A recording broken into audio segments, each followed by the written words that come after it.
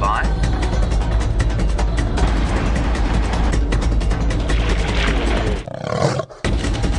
5, 4, 3, 2, 1. You are live, you are live. Welcome to the Sunrise Safari. We are on a quarantine clearings with cavorting impala. My name is Brent Smith. I have Andrew Francis on camera, and on the other vehicle we have Scotty D and Tebs. Final control, Lou and Nikki. What a beautiful morning. It is still quite steamy for 5 a.m. It is 22 degrees Celsius, 71 Fahrenheit, and it's going to be a scorcher today. You can see one of the little guys having a drink. Oh, Andrew, the cavorters. And that baby impala have been playing a lot this morning, running around in circles. Now, all this playing, running, jumping, etc. is really important. It's a practice for escaping predators. Here they come, back in.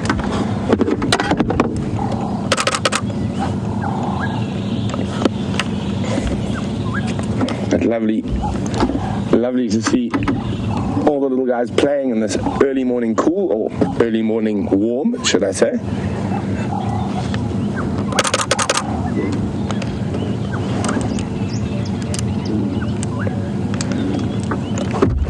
Let's move forward a little bit in amongst the herd.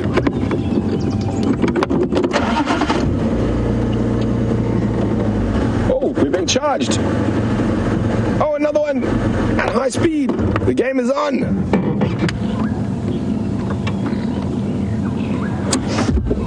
Oh, what a fantastic way to start. Oh, every time it seems that the car sets them off on a big running spree. Let's just get into a better position.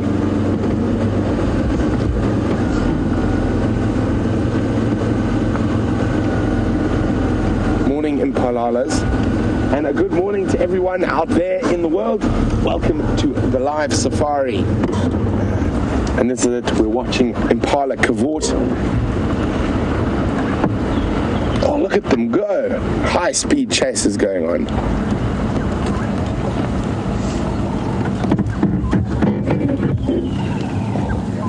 Where would you want me, Andrew? It's difficult. They keep moving so quickly.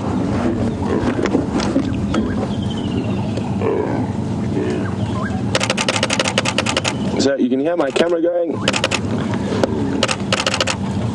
and that reminds you guys, you can also get some great screenshots of all this impala action, and don't forget to share it with us using the hashtag Safari Live on Twitter, or put it on our Facebook page, which is also Safari Live.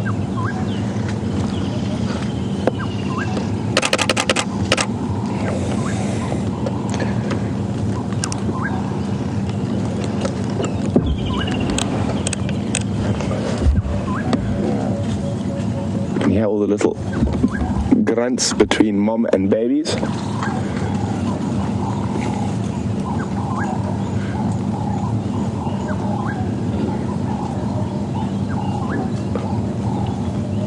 Let's just scooch forward a little bit.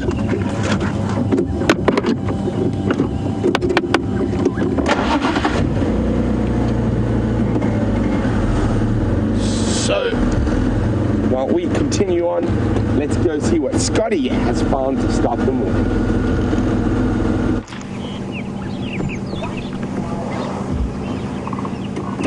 Wow, look at this, everyone. There's 3 hyena here, as you can see.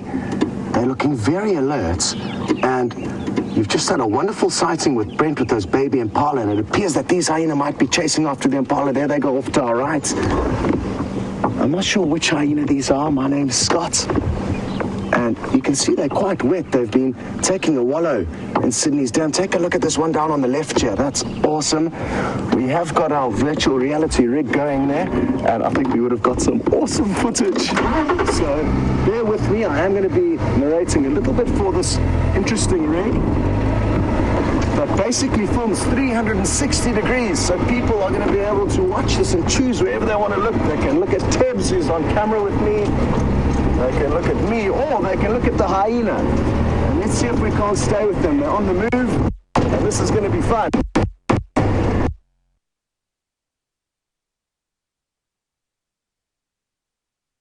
Sorry, northwestern, and this will be clear.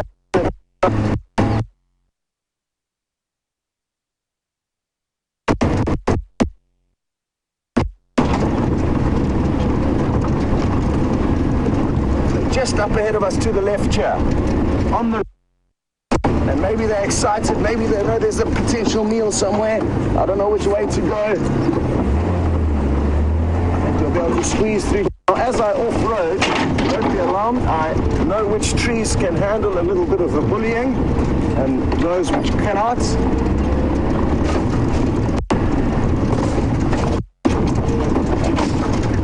Big elephant. There's a big elephant that's just gone running off. Can you believe it? A big elephant bull. I'm just going to keep forward. He has gone. You may have given him a little bit of a fright. Sorry about that, Mr. Elephant. I wonder why these hyena were running off in this direction. There were some impala that came sprinting away from here. Here they are just down on our left. Alert, ears pricked up. And at this time of the year, it certainly is possible that they'll be running down young impala lambs. They'll be chasing them down with their incredible stamina. And here they go again. Interestingly, a young Sabarold was following up ahead, and now these two are chasing after it.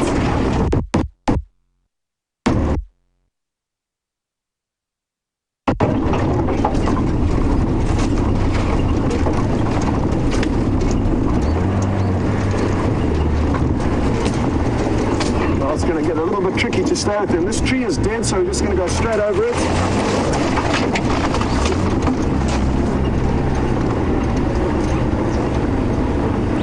There's another young hyena just up in front of us. Another two back down to our left. Interesting stuff. Apologies for the signal issues. But this is going to happen, and when.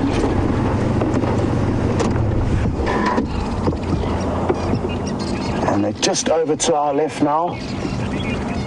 Welcome back, everyone. Apologies for the signal issues. This is really interesting behavior. Happy to see these hyena.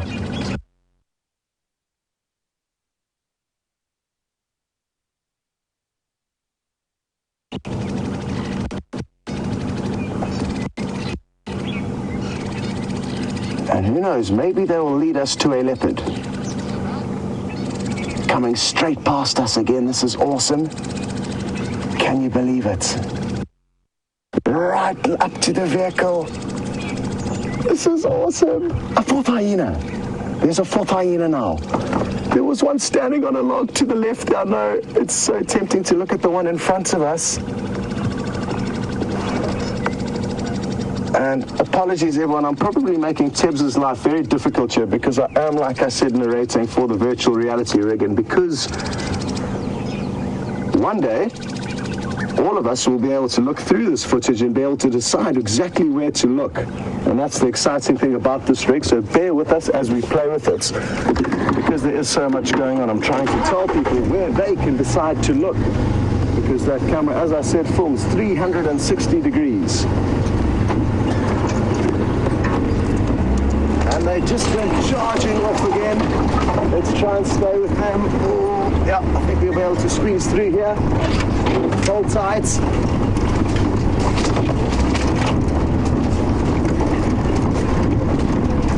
Oh, this is so exciting. I love spending time with hyenas. And like I said, it's very seldom that we actually do get to spend time with them other than when they're at the den site. Oh, we've got them again. Just here. They're in such a good mood. They're playing around excitedly.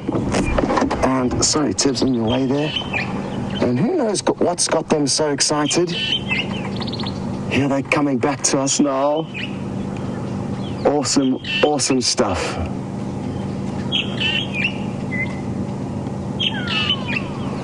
There's a fork-tailed dronga that's making the call that we can hear, and this big knobthorn tree above us, or in front of us.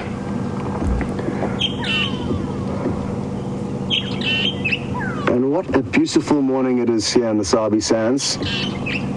And it certainly is wonderful to have you guys with us. Oh, look what's going on here. I think what could have happened here is that possibly there could be a little bit of anal pasting going on. They will wipe their anus against little twigs and pieces of grass to leave a scent there. And maybe what's happened is that one hyena did that and the rest are now rubbing their bodies in that scent. We'll try and loop ahead of them again quickly, because they are on the move, and this is, like I said, a wonderful opportunity to stay with them, but we do kind of have to be one step ahead of them if we are going to stay as they move through this quite thick bush. We've been so lucky thus far to negotiate through here.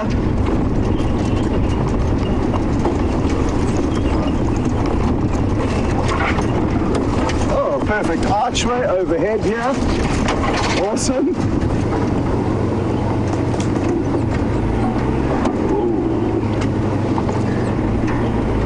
Not so awesome because our antenna. There we go, well done, Tabs. So everyone, and the great thing is that one day you won't be able to see what Tabs was doing now, but one day, hopefully, when this virtual reality footage gets rigged together, you'll be able to look back and see exactly what Tabs was doing there, sorting out the antenna. No, that should be fine. Uh-oh, has our luck run out? Have I chosen the wrong pathway? I think we will be able to make it through here.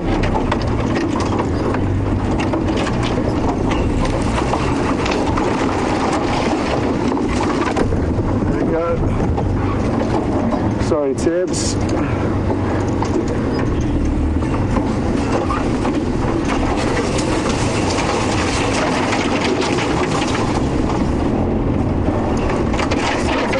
Chance we're going to get these hyena again, but it's going to take a little bit of negotiating. And now you can see what I was talking about earlier, about how lucky we were to actually stay with them through this thick stuff.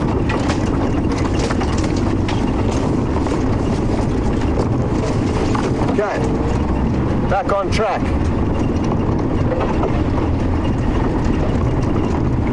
Last session didn't copy you. Could you go again with your message?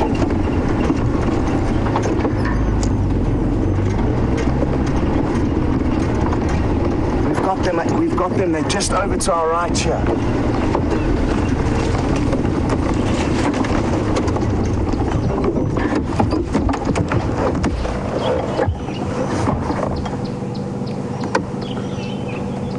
And they're just in such a good mood. It looks like they've been playing with some bark that elephants have stripped off a tree.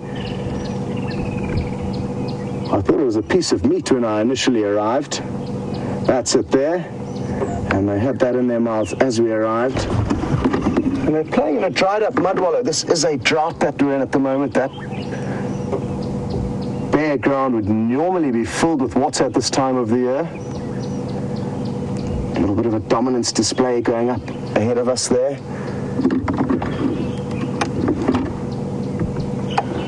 Well, sadly, we are kind of barricaded in here by a lot of branches, so we can't get much closer.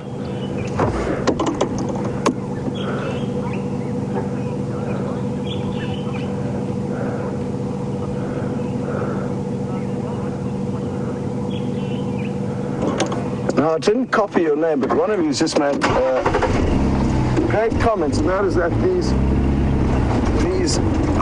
hyena are making the most of the cool weather before the African sun starts to beat down on us, and that was Love Dog. It's these strange names that are sometimes hard to comprehend or understand, but now that I've heard it once, I will not forget you again, Love Dog.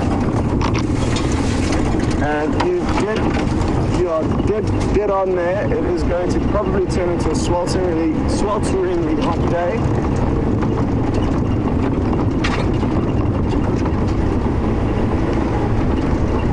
news is, for now, we are going to be able to stay with these hyena. They're just over to our right, moving through some quite thick bush, but I'm certain they're going to pop out onto this road. And it's going to be great to follow them because I'm interested to know which den site they're going to go back to. Interestingly enough, there's female leopard tracks down the road, but they're not very fresh. And I'm just going to ask the virtual reality people to just look straight down. You may see some pug marks of leopards right below us. Now I'm just driving over them, but they're not very fresh. What I might actually do is just jump out quickly and show them to you guys. And I don't want to go too far from the vehicle, otherwise I'll scare the hyena.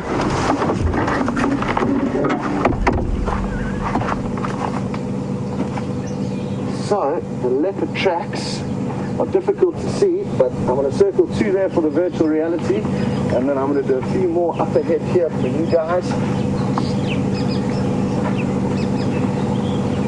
I'm not sure if you can see them coming down the road towards you, but not very fresh, and I can tell that they're not fresh simply because they aren't very crisp and defined. If those tracks were crisp and defined, we would probably know that those are fresh. I wonder who it was, maybe Karula. Possibly the same leopard tracks that I did track out of Juma yesterday. We're in luck, the hyena are still off to our right, making their way towards this road. So we're just going to slow it down here. Wait for them to pop up, which they should at any moment.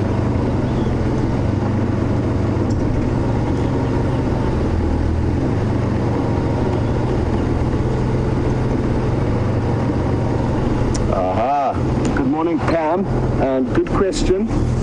Pam is interested to know whether I think these hyenas are males, and is there any way of telling for certain?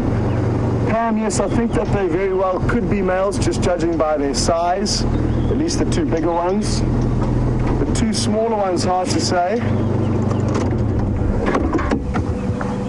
as they are a bit younger and could be just smaller females, but very difficult to tell. The males and the females have got very similar sexual appendages between their legs. And here he comes right in front of the vehicle. Awesome. I'm guessing it's a he. The male's penis is kind of more pointed generally than the females, or the other way around. I get confused by that. But there's a very, very slight difference between male and female.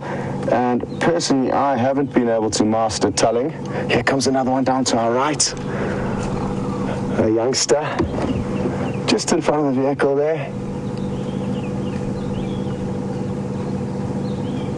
And another one coming to the right. There's another one directly behind us. And it'll be interesting to see where that one pops out. That one directly behind us looks like the oldest. And the 2 kind of in front now of the vehicle, the one closest and the one in the middle, look like a very similar age. Who knows, maybe from the same litter.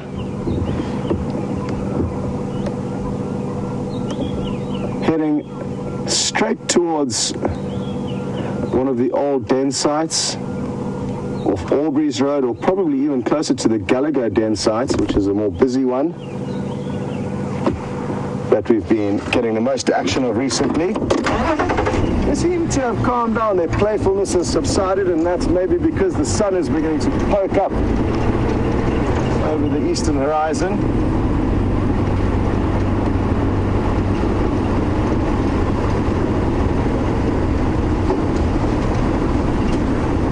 Now what I'm going to do is I'm going to take a gamble here. They've just gone running off there.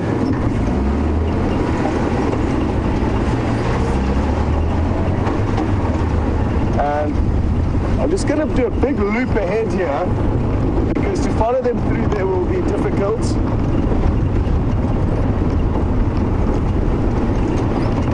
And Wilson has made a great observation, and now they understand why hyenas' ears are often so tattered, because that's often the go-to point when they're wrestling and fighting with one another. And you spot on, B. Wilson. We were lucky enough or unlucky enough to not very long ago see a hyena that had its ear ripped off almost entirely, just dangling on by a few threads.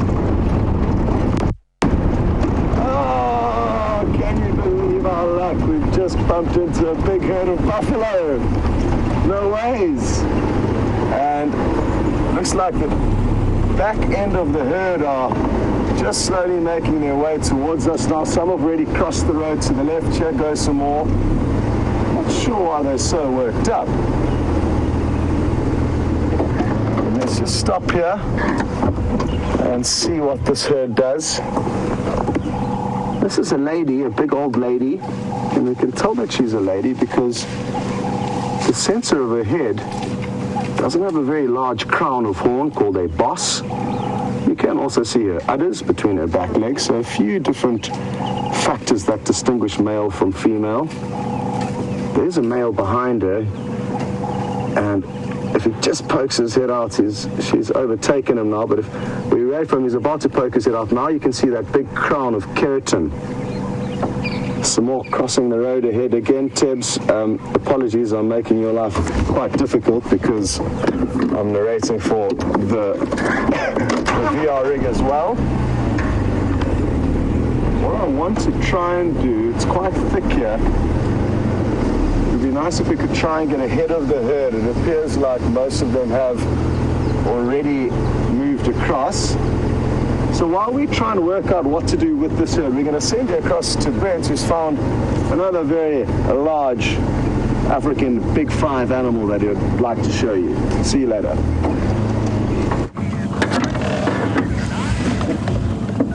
So from baby impala in the sunrise to adult elephant female and baby elephant in the sunrise. Morning, guys. We're going to walk across the road in front of us.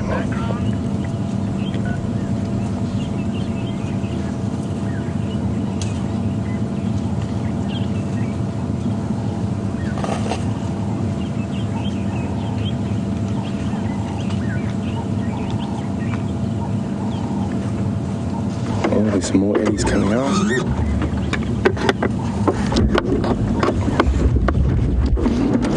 Morning, old lady. Don't worry about us.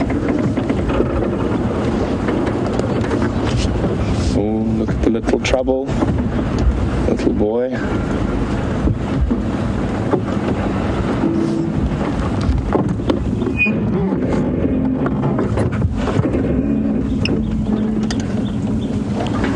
It's quite a large breeding herd that I can, or maybe not that large, probably 10 to 15 animals.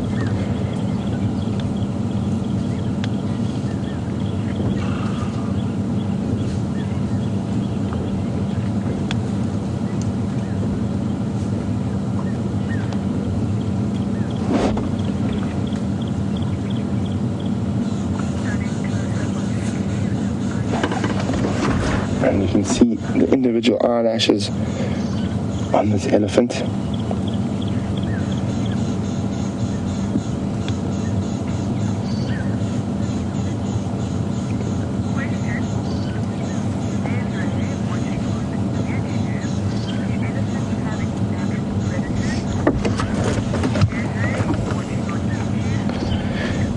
Desiree, who's watching on YouTube, would like to know whether elephants have any natural predators. I think elephants' main natural predator, Desiree, would be man.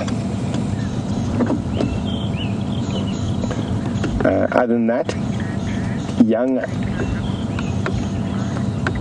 elephants sometimes, very occasionally, have lions and hyenas as predators.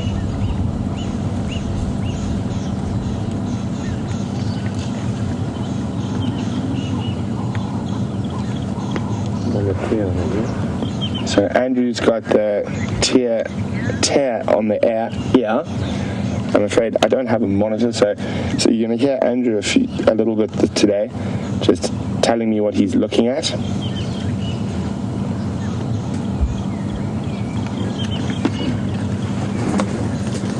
Hello, big lady. So slowly mobile through the bush here, feeding as they go. Looks like she, little scratch against the marula tree. You can hear that of her skin against the tree. Oh, there's some others up ahead, so it's all there. The female might come closer. So on both sides of the road, completely surrounding us at the moment, we are engulfed in ellies.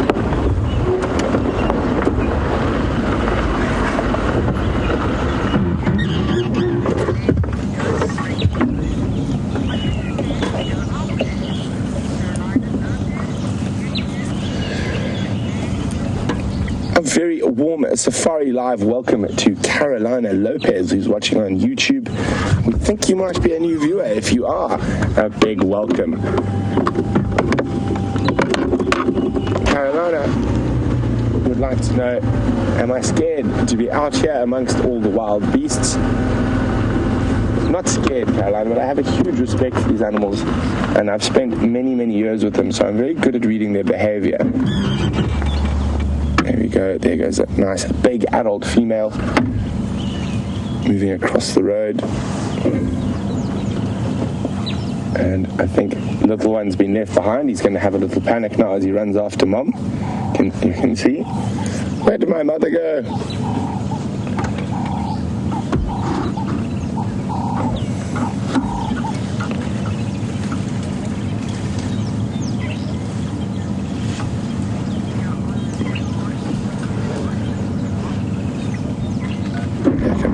Female now. Just going to slide forward a little bit through the bush. Oh, there's another tiny little guy. Look, there's one who lost mom. Mom's on the other side of the road now.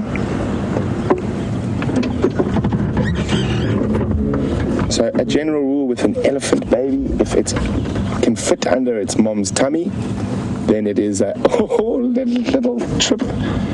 Then it is under a year old, and there we go. It looks like they're up for a bit of a game.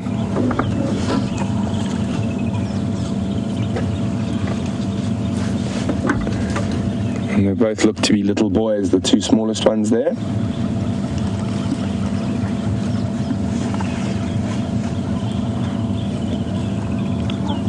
When you get a nice relaxed breeding herd like this, it's very serene to spend time with them, and you get to watch the youngsters cavort. Nice and cool, so full of playfulness this morning.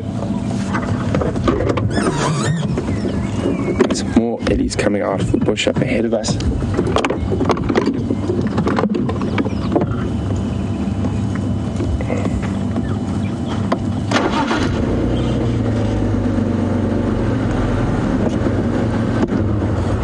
So quite a big, well, not a huge herd, but a nice sized herd.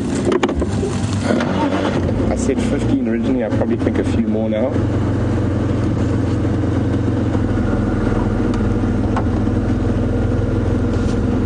So it's incredible being out here live in the African bush with these magnificent beasties. So they're moving through into quite a thick area, so we'll watch their big great grey bahas disappear. Well, let's have a look at this little guy first.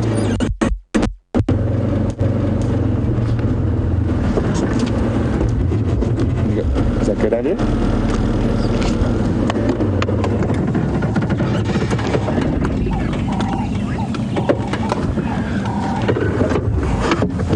Who's on YouTube would like to know, do I think those baby ellies could be twins?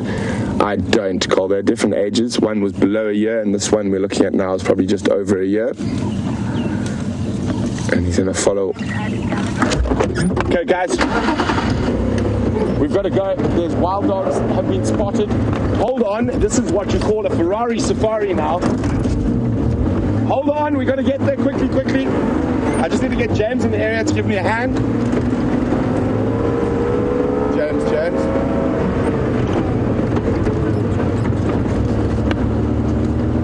James reports wild dogs at Gallagher Waterhole. I'm making my way. I don't know if you want to come give a hand.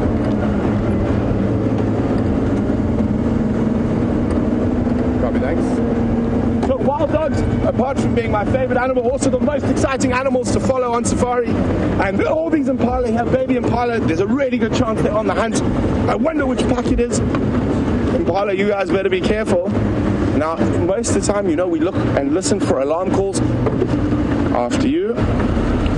When impala see lion and leopard, they'll snort and whatnot, but when they see wild dogs, they just run. They know how effective they are as hunters.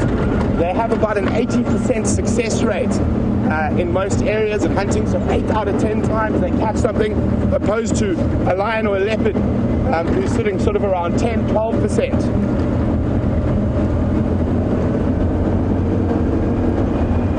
And we need to thank Tandakila, who's our chef, who was walking through to camp this morning and spotted these wild dogs. There, I see the wild dogs. Andrew, you holding on? There we go. So I could have been a rally driver in my other life when there are wild dogs around.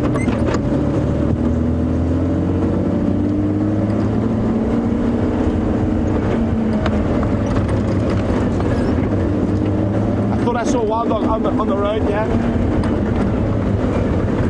Well, in typical wild dog, the baby wildebeest are right there. That's another thing that wild dogs really like. Oh, it was in the Nyala. Apologies. I just saw a dark thing streaking.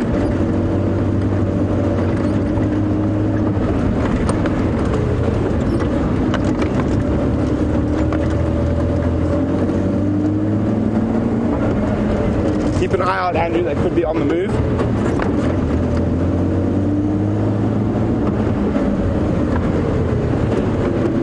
Hopefully we've got them while they're having a drink.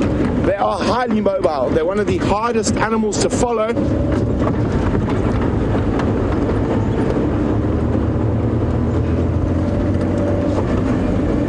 Standing by.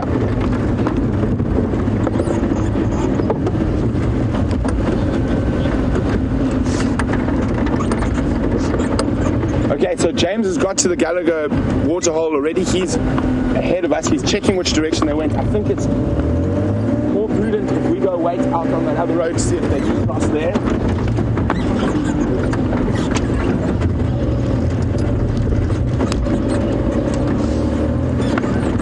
Hang on. Scotty, what's your current position?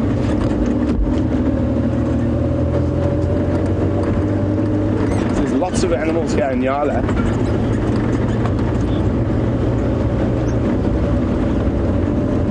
Scotty's got them. Hold on.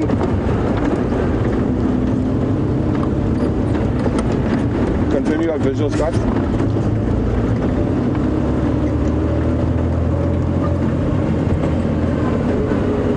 Where's the Gallagher? Shortcut. We're here. We're in the right area. Welcome back, everyone. We're just passing some wildebeest on our left, and that's important to know because they've got lots of young calves. Tibbs thinks he saw a wild dog up here to our right. And we've just done a quick loop around. That way. That way. Tibbs has got them. Tibbs has got them. Tibbs has got them, I think.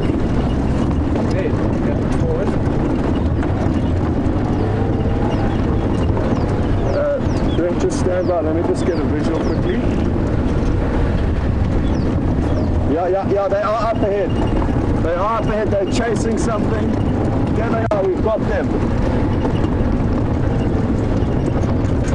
Yeah, we've got them near western edge of quarantine. They're just up ahead of us here.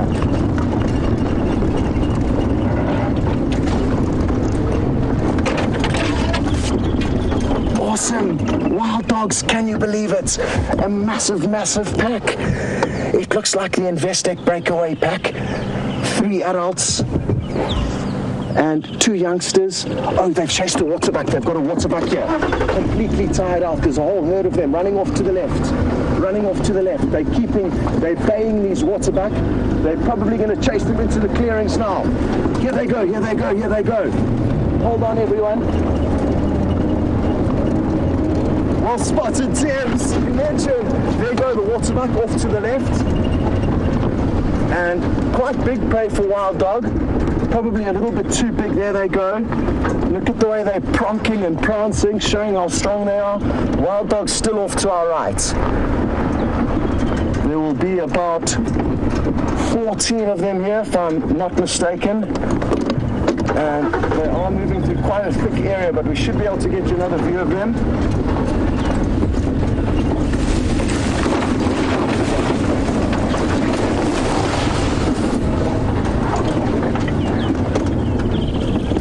go, right in front of the vehicle. Look at all of them. Incredible. It's been a while since we've seen these dogs, and in all that time it looks like the pups have grown a little bit. And not only that, they've survived. And the mortality rate of wild dogs is very high, especially in this area where there's a lot of predators that will attack and kill them if they are given the opportunity. And because they start running with the pack from such a young age, from about 3 months of age, it's quite astounding that these 3 adults have kept these 11 pups alive for so long. They're on the road now. Epic stuff. Brent's with us here as well. And it's quite a tricky area they're moving through now. And we're going to send you across onto Brent's vehicle for a quick view from there. And we're going to try and loop ahead of them again. So really exciting having 2 vehicles here. So what happens is we're going to keep leapfrogging our lights. We really almost need 2 vehicles to follow wild dogs. They go so fast.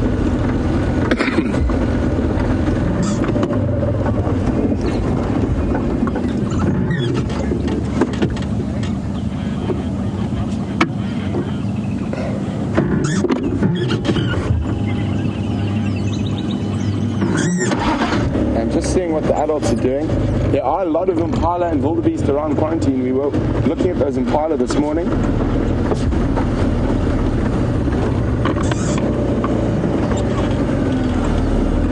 Sorry guys, just be on the radio for a second. Bernie.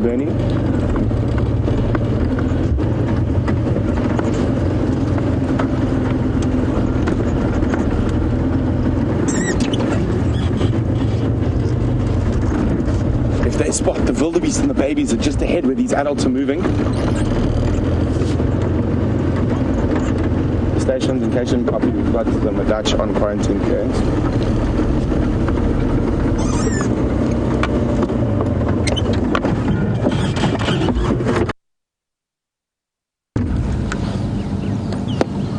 So it looks like they might have. Hey, firm. Looks like they might have eaten something small already this morning. This guy's face has got blood on it.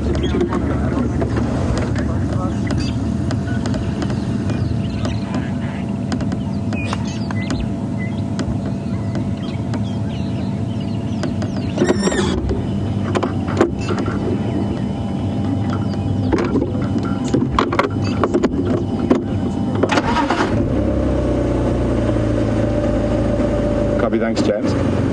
At the moment they're sort of milling about. Okay, I mean, sniff. The wildebeest are probably 500 meters, no, not even less than that. I think if these adult dogs see those baby wildebeest, we could be in for an incredible sighting, because wildebeest will often try to chase dogs when they go for the babies. You can see the wildebeest are directly behind the dog now.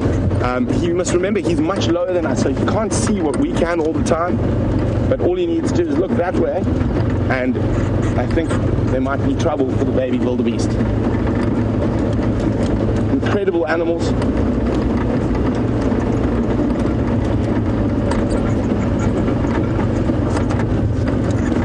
So we're getting closer to the wildebeest, closer to the wildebeest, closer to the wildebeest. We're going to watch if he spots them. His ears might change. There's baby wildebeest lying on the ground right there, less than 100 meters now. Dog's heads up. Oh, it looked like he spotted something for a second. The wildebeest is going to come in and charge this dog. They'll be very nervous. Here we go with wild dogs around and all these calves. He might decide to go for an easier piece of prey like a baby impala. Oh, there we go. Now this is going to be quite interesting to see how the wildebeest and the zebra will definitely chase them. And here we go. Look at that, isn't that incredible? Here come the wildebeest charging at the wild dog. giving him a good chasing and keeping the calves in the rear. So we're going to go to Scotty, who's still in front of me with that dog. Awesome stuff. This is going to be a bit bouncy, but this is what you get on a live safari. There goes the wild dog that those wildebeest are just chasing. It doesn't get any better than this. Well done, Tibbs. And we try and show you every little bit of action that we can. Naturally, it can be quite difficult when the vehicles are moving, but it's worth a gamble and a risk. So sorry if some of you are feeling seasick, and look at it playfully. It's regurgitating meat. I want to try and get a little bit closer because the rest of the dogs are going to come in. They've obviously already made a kill. It just regurgitated some meat here, just in front of us. Look down in front of the vehicle, and this is remarkable. All the pups have come in, and I was just about to say the one adult did look quite full-bellied. So maybe they've had a small kill, and maybe that adult wants to lighten its load now in order to be able to hunt again. That was remarkable. And it's one of the only large African predators that will regurgitate its prey for the rest of the pack. I'm going to reposition. All of the animals are moving off now, and we're going to be able to get you into another good spot. We're going to send you onto Brent's vehicle, who is already in that good spot, while we try and get into another one. James. So we're back here. The whole pack is now moving towards where those wildebeest are, and they could be going for a attack in numbers. So it looks like they killed something small, baby impala or something like that, and that's not going to feed 14 dogs. James, they're where those wildebeest are, or they're heading slowly towards where those wildebeest are on the western edge of quarantine. So isn't this really, really exciting? Dogs are able to sometimes kill 7 or 8 times in a morning. I've seen them kill 9 baby impala in one morning. So absolutely incredible.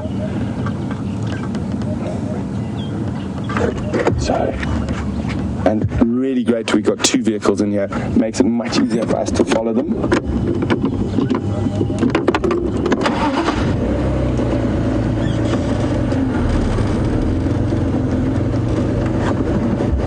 I can only see 2 of the adults at the moment.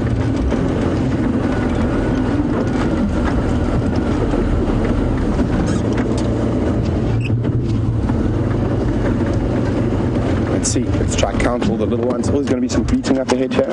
Here we go.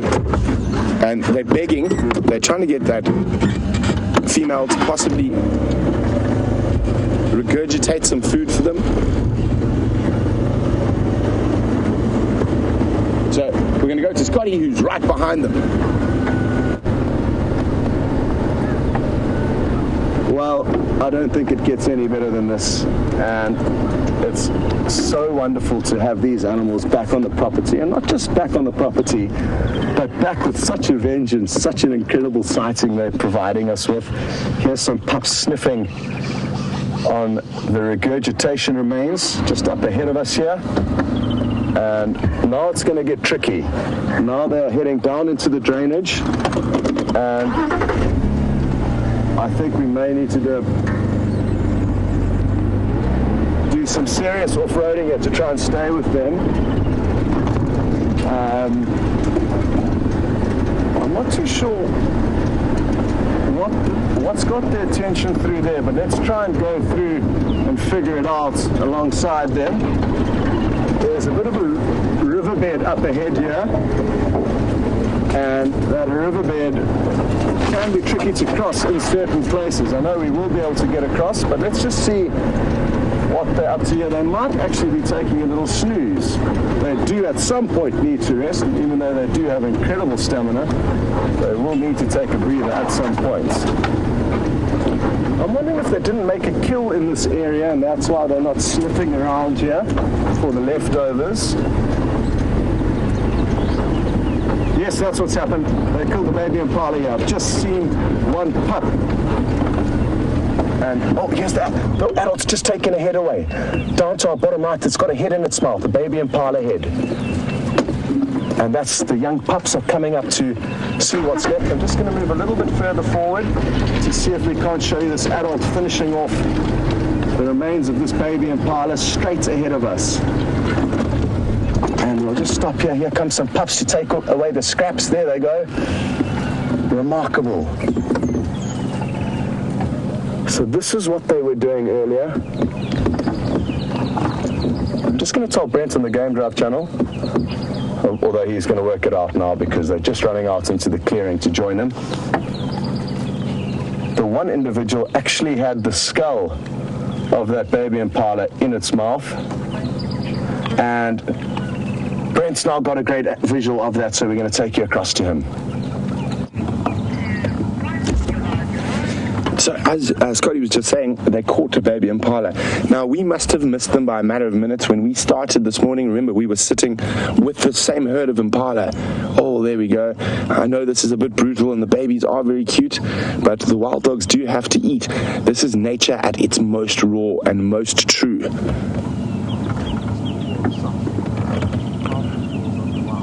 But now, with a pack this size, there's a very good chance that they're going to hunt again.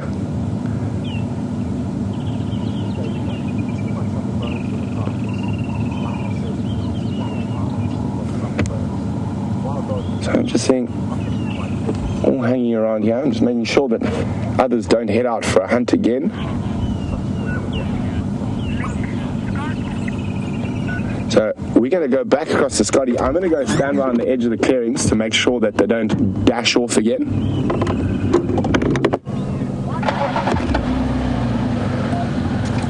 So, welcome back to our live audience, and it is certainly wonderful to have you on safari with us on a day like this. These moments are very special, and to be sharing them with you is a great privilege. I wonder what this pack is going to get up to next. They just don't seem content with that one baby impala that they have caught. A few of them beginning to move around us because the scraps are becoming fewer and fewer and further between, so not much left to go by in the way of scraps. Some of them are kind of just gnawing on some bones and a little bit of the flesh and the skin, but they're usually animals that can feed on the fine cuts of meat because they are such successful hunters, but they are currently just making sure nothing goes to waste here. A fascinating morning with these incredible animals.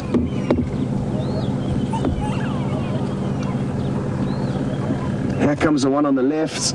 Tebs is on it with the leg of the impala.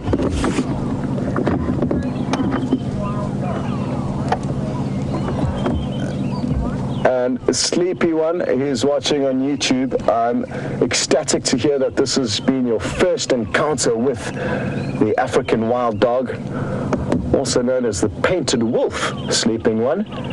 And they are remarkable animals, and you certainly have been spoilt with a great introduction to them. Let's hope that they continue to spend more time here on Djuma and Arathusa, because I can guarantee you they will provide us with a lot more adventure and excitement.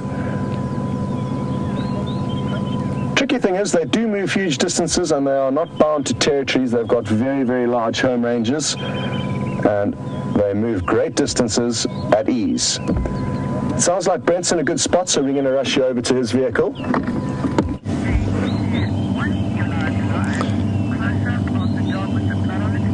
So we've got the 3 adults here. They've moved away from where the pups are, finishing off the last of that baby impala. And I said there are 14 dogs in this pack the last time I checked. Oh, look at that. It's got an impala leg.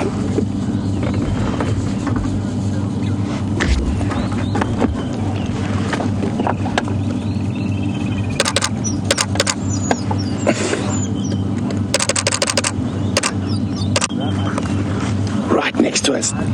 Trying to keep the leg away from the other pup.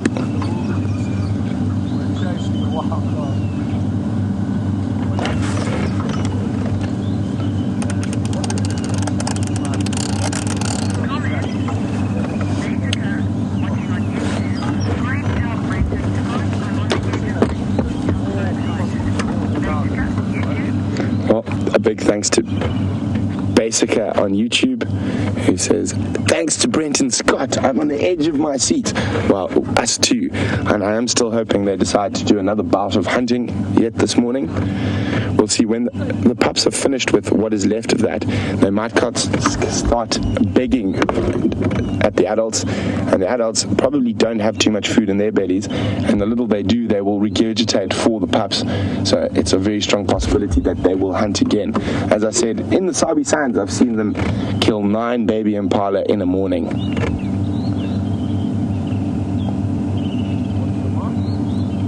By far my favorite animal.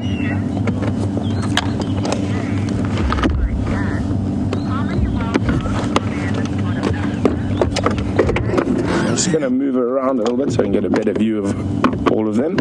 And while we do that, a very good morning to Jan, who's from Los Angeles. And Jan would like to know, how many wild dogs are there in this part of the world? Jan, they are the second most endangered canid in Africa. Canid is a member of the dog family. There are only 4,500 left in the world, and I think on last Kruger Park figures there's about 300 left in the Greater Kruger National Park. So,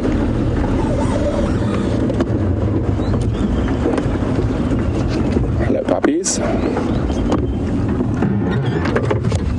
Oh, of course. Oh, look at his face. He's got a piece of grass stuck over. You can see the blood on his face. So the adults in this pack, there are two males and 1 female. So so there we go, walking through towards the other adults.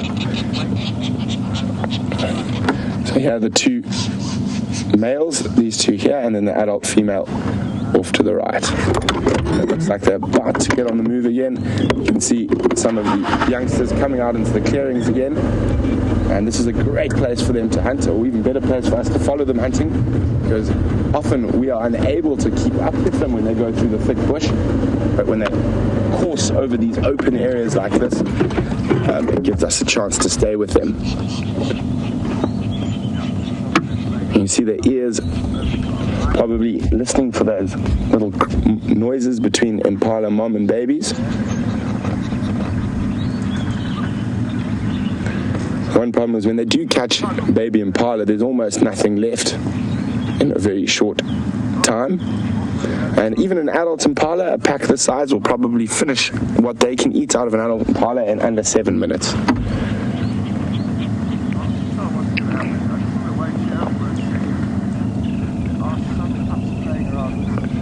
So look at that. A very distinct male there with a chunk out of his right ear and his left ear.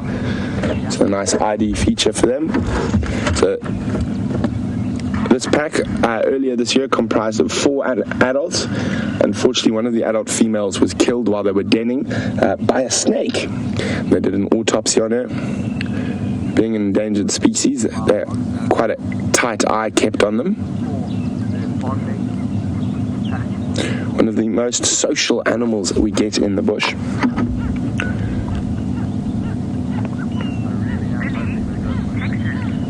there any wild dog conservation efforts in Africa?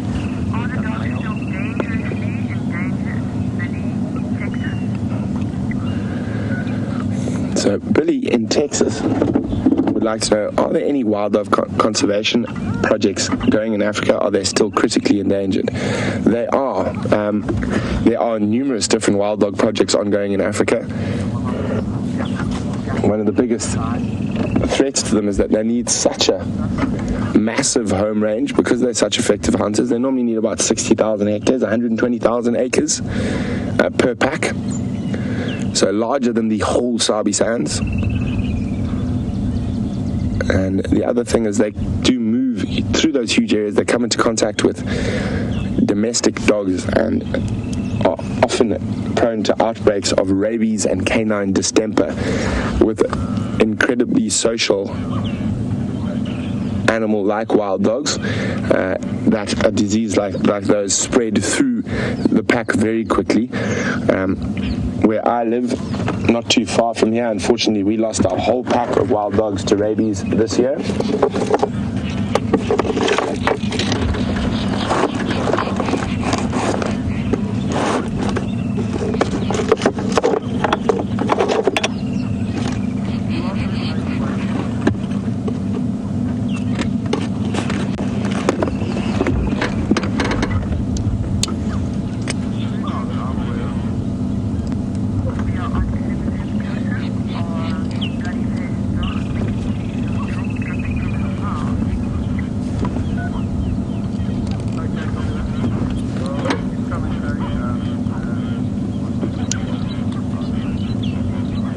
Look at that, isn't that incredible?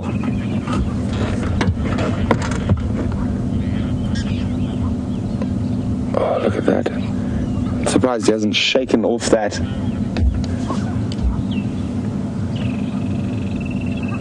Shake off that big piece of grass on his face. Sorry guys, a bit distracted there. There's a lot of chatter on the Game Drive channel. Come on, lazy dogs, you're supposed to go hunt again. They could have hunted 3 or 4 baby impala this morning already. We don't know. We've only been here for the last one. And they would have been moving from about first light. They are crepuscular hunters, or they prefer to hunt in the crepuscular times, which means that they are most active at dusk and dawn.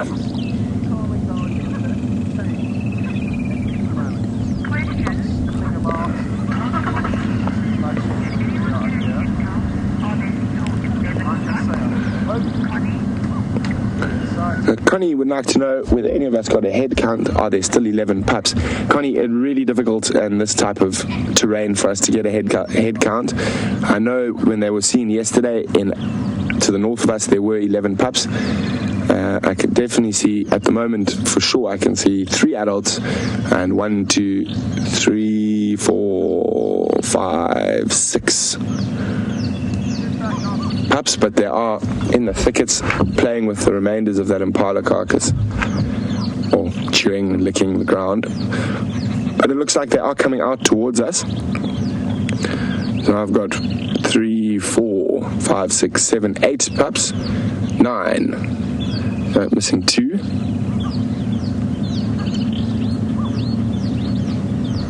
I'm quite sure they're around. So the Birmingham's coming through and dissipating all the prides of lions has probably been quite good for the wild dogs. One of the biggest threats facing natural predators, threats facing wild dogs is lions, and a lot of youngsters are killed. These guys are doing phenomenally well, getting 11 pups to this age already. They have a relatively high mortality rate, around 70 to 75% in the first year of life. So, oh, there we go. Could we have some movement? Come on, let's go chase some wildebeest.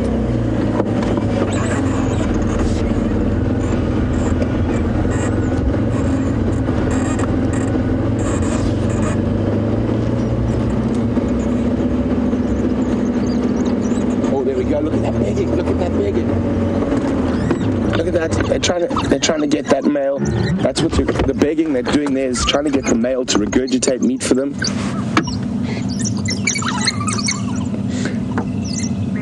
And unfortunately, he doesn't have any meat for them. So, which means they might hunt again. So now we've got the 2 adult males off to the right there, staring forlornly towards the wildly beasts.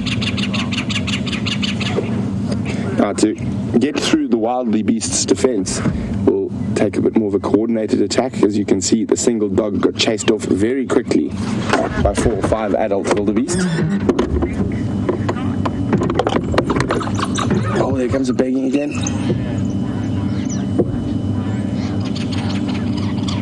Okay, and let's go have a look at the angle from Scotty's side.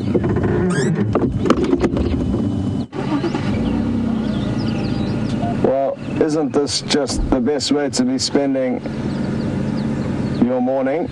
It is a Monday, I believe, and I guess for some of you it may be late at night, but for us it's a great start to the week, and I've just been chatting with Tibbs. There's Brent and Andrew.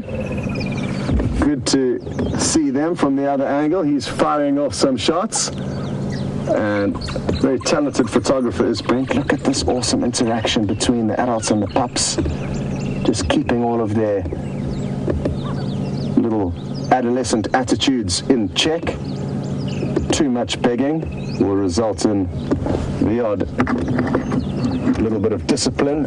And isn't this awesome? They're all kind of heading straight in and around Brent's vehicle. I'm wondering what their next move is going to be. I was chatting a moment ago before I got distracted saying that Tibbs and I are hoping that this pack decide to head off for a drink at the Gallagher waterhole, but they are not heading in the right direction at the moment for that to happen. So it will be interesting to see where they go.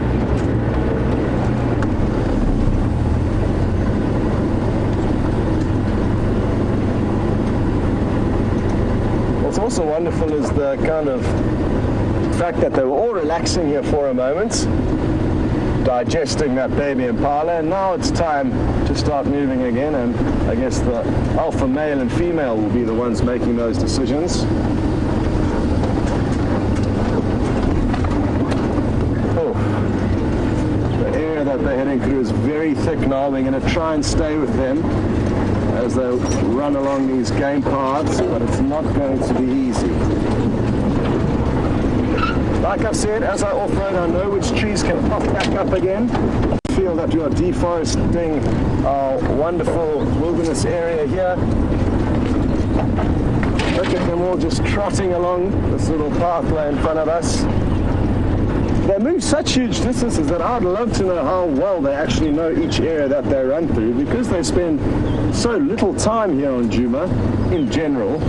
You wonder how they keep track of all the areas that they move through and know all the different pathways and alleyways, or is it just kind of a general feel that they go by?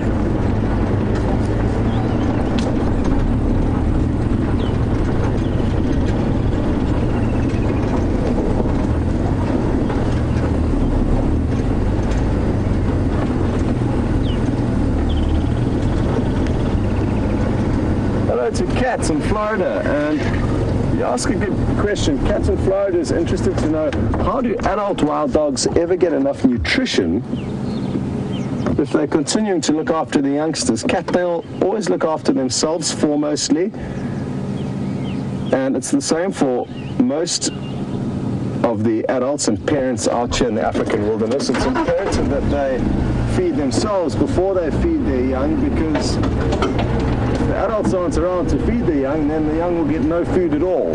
So they know how much to regurgitate and how much food they actually need in order to be well fed and well fueled. Just going to try and loop ahead of them quickly. We may have a little opportunity for them to keep running past us on this little game trail that they're moving along. They're just off to our left now. Hold tight. Yeah, this is going to work well. We're going to get you some great views.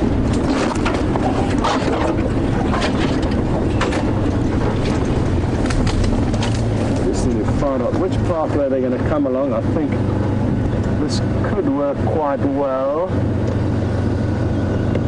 but it's a gamble. Let's see what happens. They're streaming both sides of us. Just going to move back ever so slightly. Change direction. Sorry, Tibbs.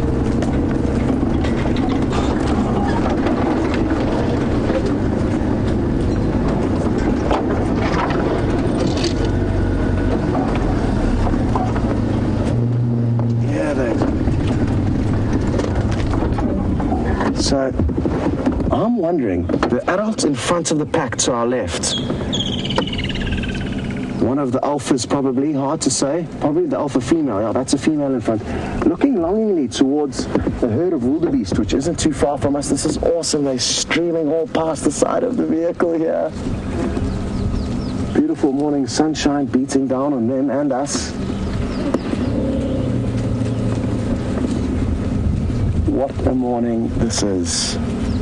Oh, and there's a straggler that's about to pop into frame, coming past the back of the vehicle here, or the front of the vehicle, sorry. There we go. And looks like Brent's in quite a good spot now. So we're going to reposition and we're going to send you across to Brent.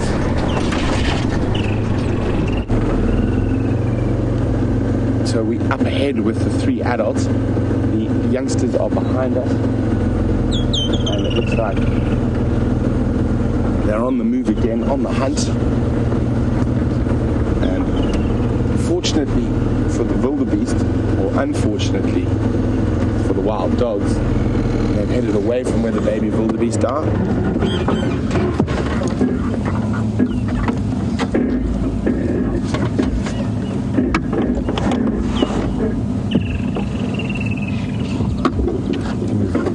We are being passed by the puppies, and we're going to try to keep up with the adults, because if they do see an impala or something, that's where you want to be. Hey little guys.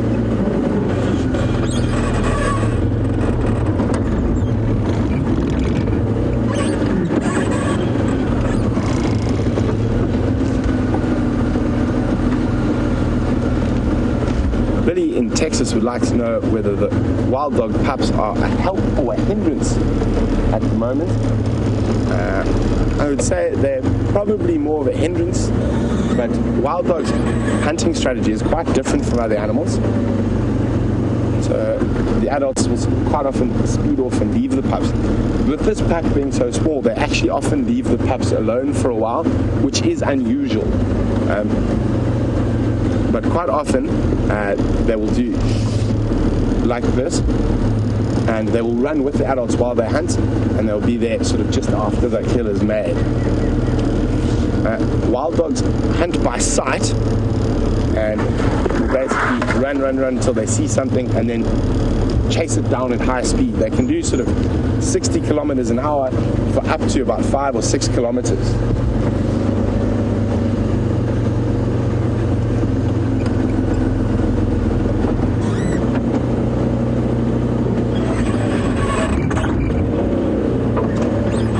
Sean in Chicago would like to know why the dogs are such successful hunters. It's because of the sort of teamwork, the pack working together, as well as, more importantly, that stamina, the fact that they can keep up incredible speeds for long periods of time. I'm just going to try moving up to a bit more open area. I'm trying to get ahead of them. But they're on the move again, so the adults at that jog can keep that up for a long time, so hold on. We also want to try to stay ahead of them in case there's some impala or something else in that area.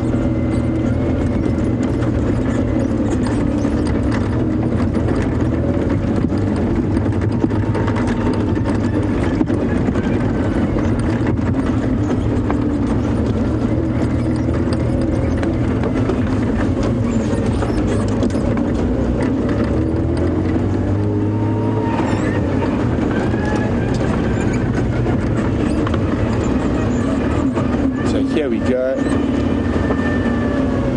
You got them, Andrew? There. So while we wait for them to pop out the block, here they come. Charlotte in YouTube would like to know, do they fight over their kills like lions, or is there an eating hierarchy with wild dogs? Charlotte, there most definitely is, and it's the pups come first. One of the few animals that, and basically all adults' whole life, is to keep the pups well fed. I'm going to get across behind this. That's where we can stand out.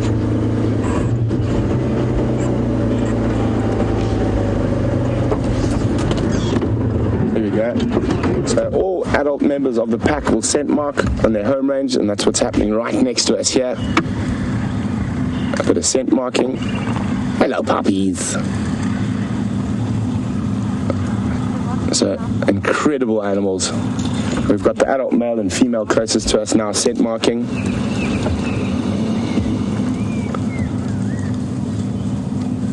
By far, in my opinion, the most exciting animal in the African bush.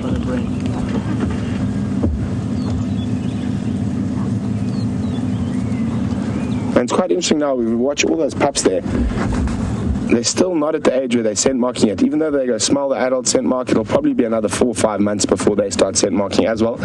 And all members of the pack will scent mark, not just the alpha pair,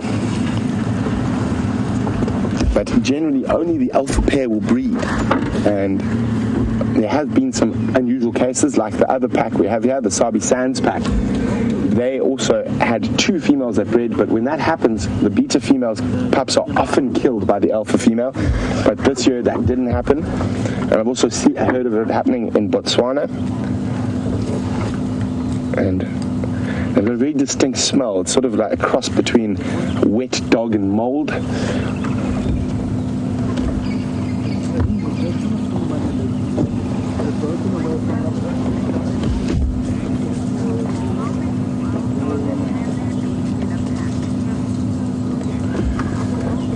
Jenny is wondering how many wild dogs you can possibly get in a pack. The biggest pack I've seen, Jenny, was just over 40 dogs in northern Botswana, and I've seen big packs in southern Tanzania of also around sort of the 30-35 mark.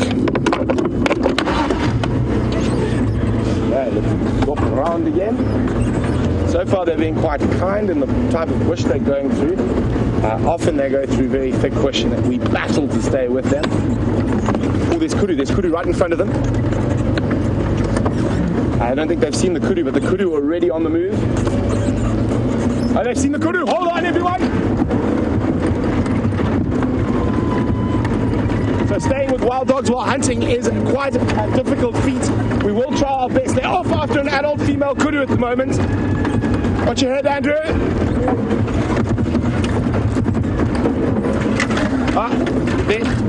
They've given up, it seems.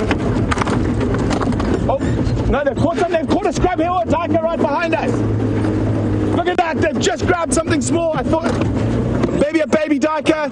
It's a baby duiker. Oh, it's scrub here, scrub here.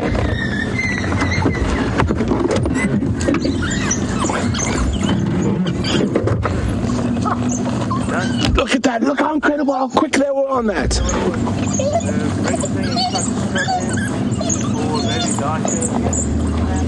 So it was a scrub hair. I just saw the ears briefly. Oh, look there, because one pup's got most of the carcass. But this is why wild dogs are so exciting. That incredible hunters. Look, oh, I can't see what part of the bunny this one's got.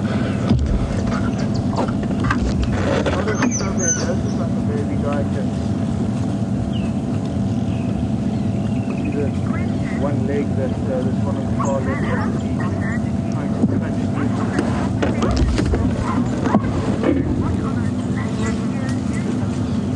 That one pup that's just taken. So, I mean, look at this. This, how incredible is that? I mean, this is the thing about following wild dogs. Anything can happen at any time. And Tana, who's in LA, would like to know, what's the top sense of a wild dog? Oh, shame. This guy got the raw end of the stick.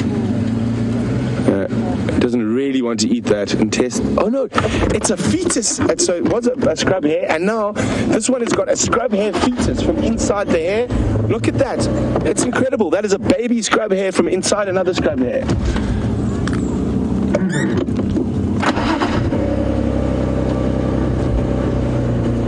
That is amazing. There we go. They're fighting over the fetus now.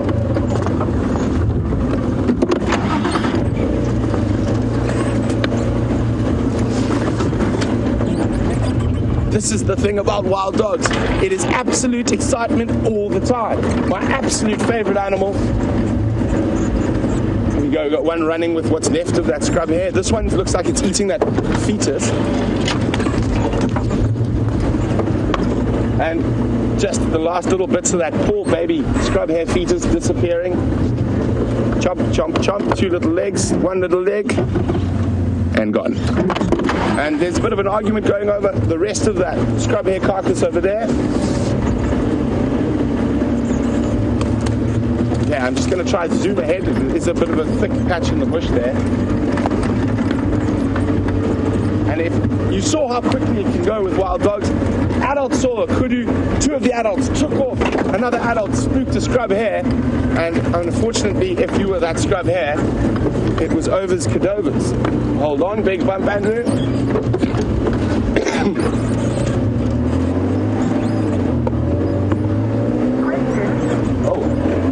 Oh, sorry guys, I managed to pull out my cables in this mad rush.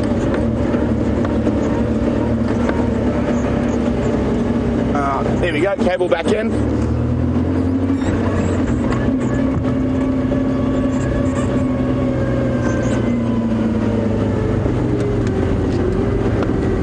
Well, Mary's wondering how they communicate, and do they communicate like domestic dogs? Mary, I think they do have quite a lot of different calls. That tittering, a woo call is a contact call, and I think when hunting, a lot of the communication is visual. So they take cues, visual cues from the other dogs.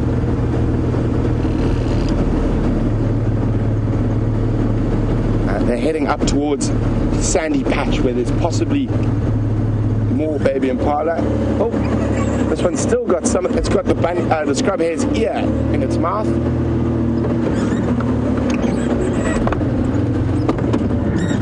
Look at that! You can see the ears and the head of the scrub hare, and it's almost just playing with the others, saying, "Ha ha ha ha! I've got it. You can't have it."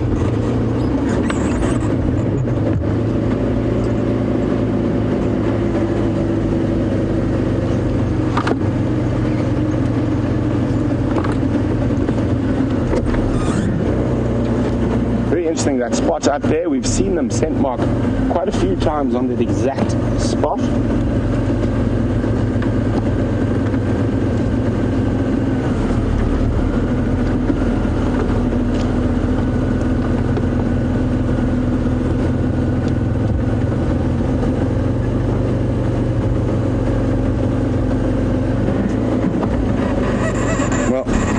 It's her first time seeing wild dogs live, so welcome Jenny. Sorry, I just need to move onto the side of the road so the other cars can also see.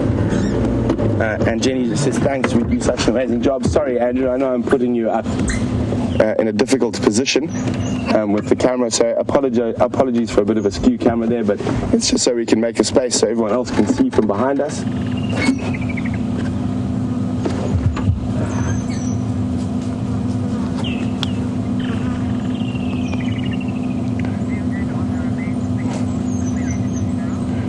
So where they zoomed in now, where Andrew zoomed in now, is actually a scent marking latrine, and I've seen them scent mark there quite a few times. There's a scrub there, so the ones with the skull.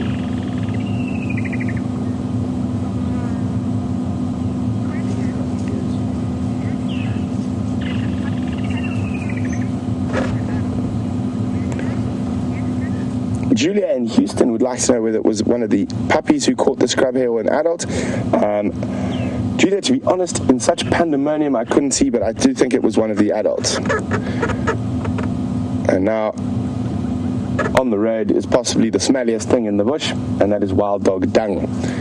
If you drive over that, your car will be reeking for a day or two.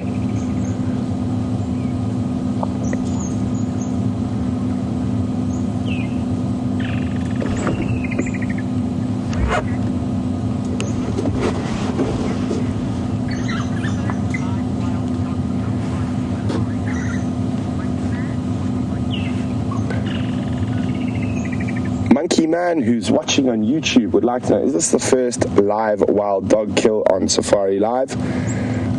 We've been very close before. I'd have to chat to the other presenters, but I think probably the closest we've been to the actual kill. Hello little guys. Yes, Hayden actually had the first live wild dog kill at Buffelshoek Dam during Big Cat Week last year.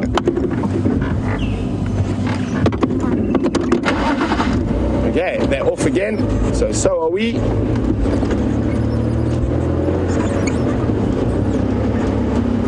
Ooh, smelly.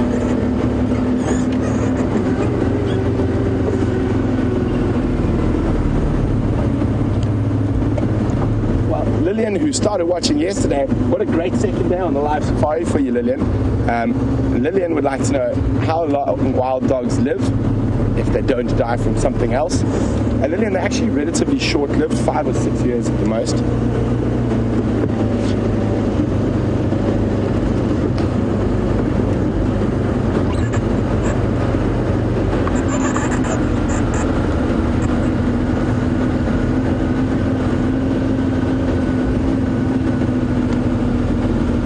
Ravi in Ottawa would like to know, do wild dogs ever attack people? Ravi, there's been no ever recorded case of wild dogs attacking humans. Not to say they wouldn't. A small child possibly, but probably not an adult to be too big.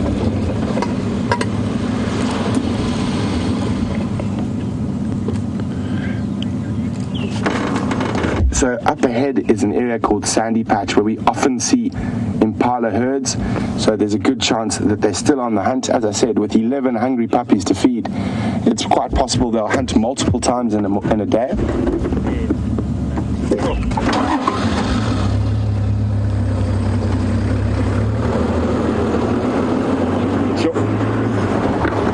So we've been in the front of the queue for so long, we're going to let the other guys just go ahead, and I'm going to meander my way around to wait on impala plains. Very jealous about how short our cars are, and we are able to maneuver through the bush at much higher speed than the big game drive vehicles that are made for people. I just have to worry about losing Andrew occasionally, and if I lose him, it's fine, it's not too big a deal. I know a little sneaky spot through here from following Shadow a couple of weeks ago. So I'm going to try and get myself onto the open area of Impala Plains. Let's go see if there's any potential prey there.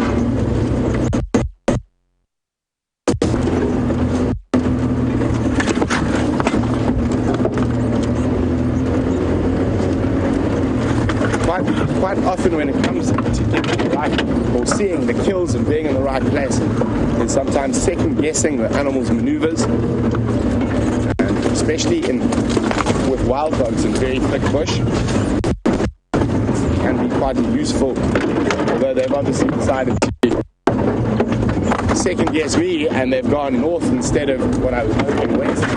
So hold on, we're still opposite them. Try to get out onto the road, and especially with an animal like wild dogs, you really want to be, if possible,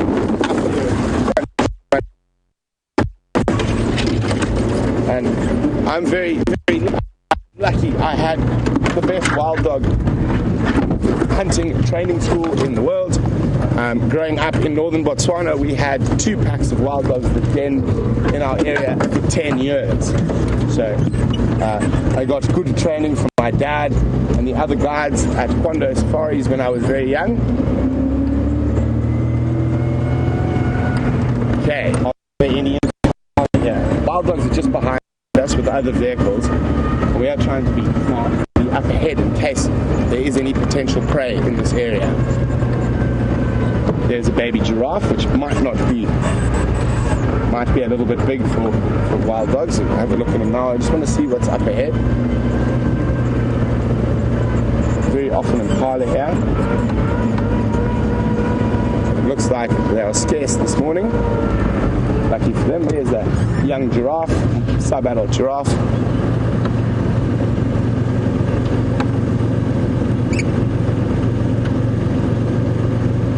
Watching where wild dogs should be popping out.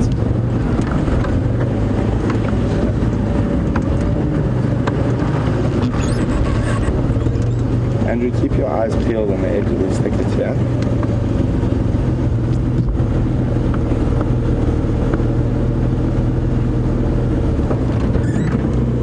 Sorry guys, just going to be on the radio for a second. Craig.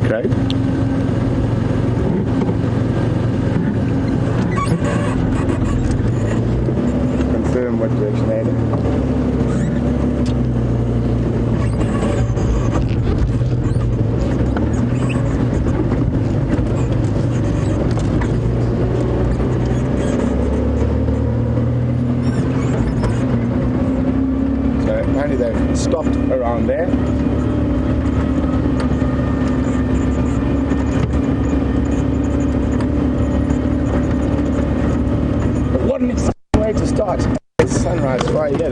straight at us. Let's get the reverse on.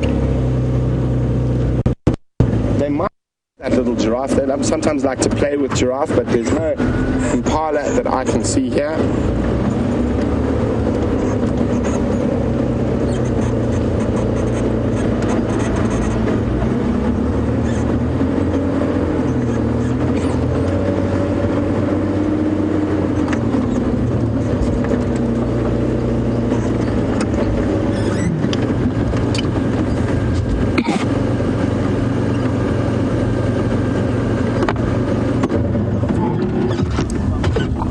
They're still on the jog, and judging by the adult's belly, they wouldn't mind another meal.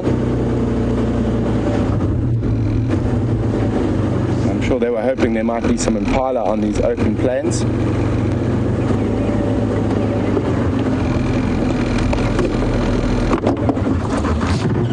Andrew's just giving the lens a bit of a wipe.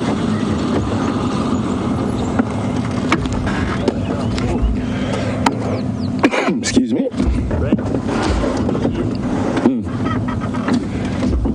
And there's the baby giraffe, or young giraffe, not quite a baby anymore.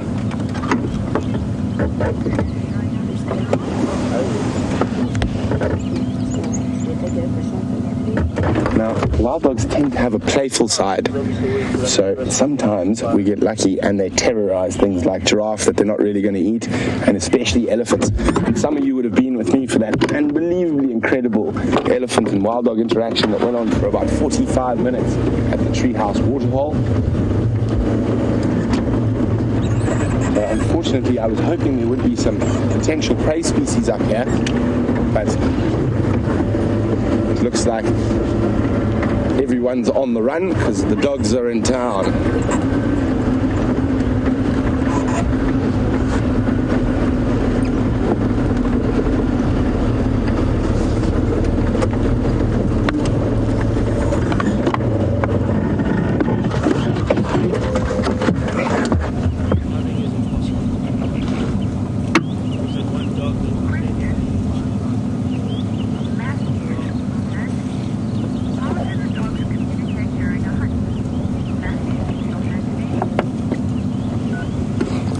Matthew in LA is wondering, how do the dogs communicate during a hunt?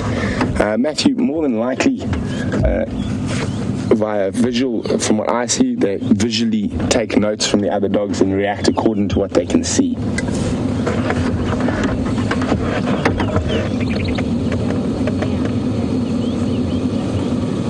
So it looks like they might have a little rest here.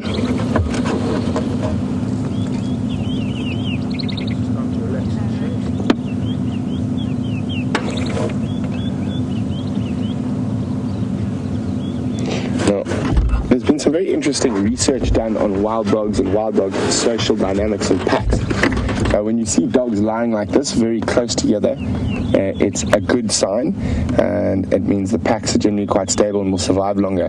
When dogs start lying further and further away from each other, it means those social bonds within the pack are not as strong, and those are the packs that often dissipate or break up.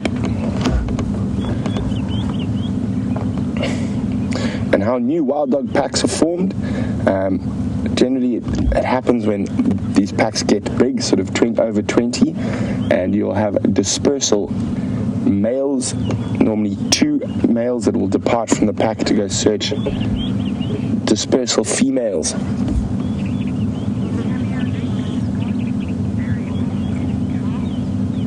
So while we wait to see if these dogs get up to anything else, let's go have a look at Scotty, who's got some ellies. Welcome back, and I'm hoping we're going to be able to get you a glimpse of this lady's head. It's quite thick bush. She's a very old elephant cow, one of the oldest I've seen for a long time, and I can tell because her temporal dents are incredibly deep. Even below her eye, where her mouth is, you can see it's incredibly gaunt there, and those deep temporal dents above her eyes.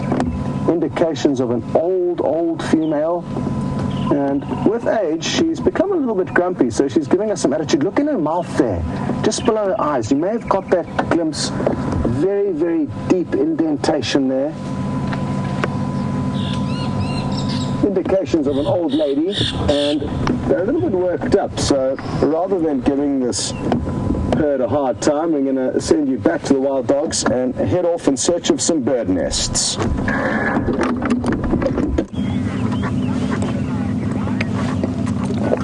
So we're still with these wild dogs. Andrew, look what I've just spotted in front of us. And now if one of the dogs happened to spot that, pandemonium could break loose yet again.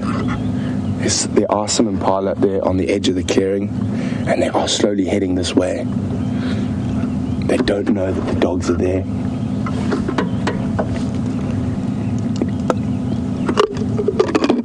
The wind is coming from our west, so they won't smell them either.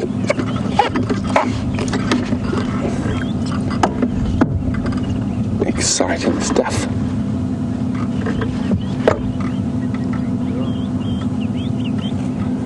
Now, quite often, as when we were following these dogs earlier, we could see a lot of animals that the dogs seem to miss. Now, if you imagine being the dog's height, you are looking into every bush, every tree. So we're much higher than them, so we're able to see much further ahead.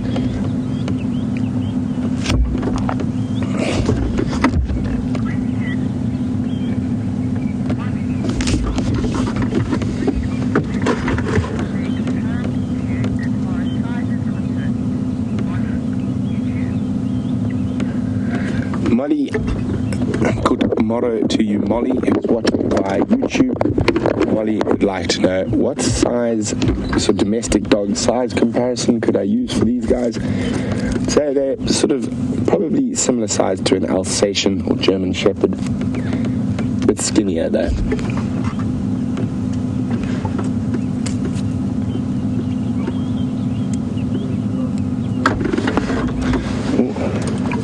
And they've got these wonderful coats, and that's where they get their name from, or their scientific name at least.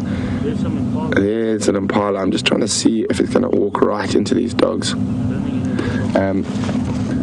And they get their scientific name is Lichen pictus or Lichen pictus, which means basically translated, those of you who know much about wolves, a wolf is a lichen or a lichen or a werewolf, so a painted wolf. Now we just need one of them to pop their head up and spot those impala, and then we will have some fun. Definitely become more alert when they see stationary vehicles.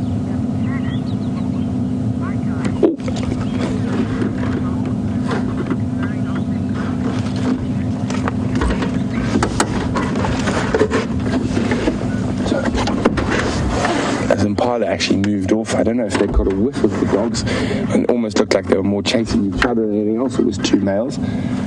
Shannon would like to know, is there any particular reason for the coloration of their coats? Shannon, with most animals that have sort of stripes, spots or dots or broken up coats like the wild dogs, it will be to do a bit with camouflage, but probably in the wild dog's case far more for when it's resting, so it's not spotted by other predators, specifically lions, rather than hiding from a potential prey species that they're trying to catch.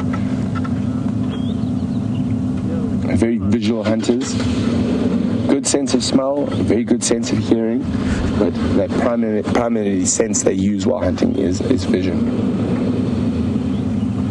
The ears are probably there more as a form of defense to try to pick up on any potential threat that's coming towards them. And also, quite often, they've seen how frantic the hunting is. They get separated, and the ears are for finding each other again with woo calls. Have a wonderful sort of almost not quite a howl that they use to relocate each other if they get separated while hunting.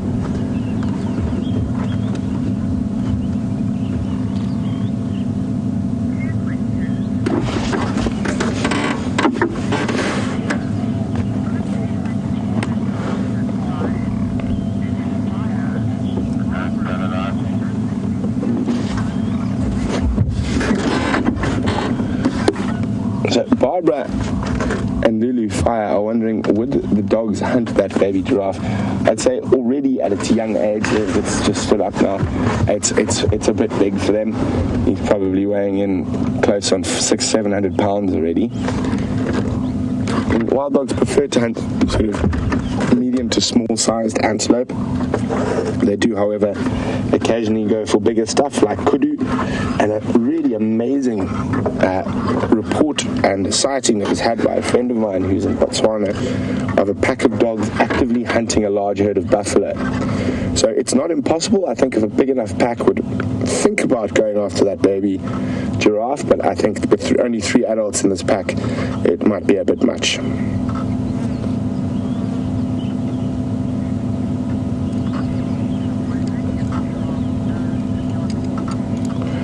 And also, the giraffe are quite aware that the dogs are there. They spotted them as they trotted down the road, and there's some more giraffe off to the left. So they're well aware the dog's there, but the dogs don't really pose a potential threat to the giraffe. So they're happy to ignore them and carry on.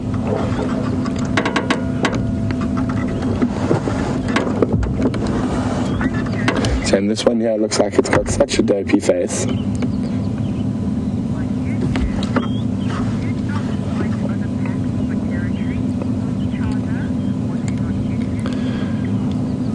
So, a very interesting question from Chaza, who's watching on YouTube.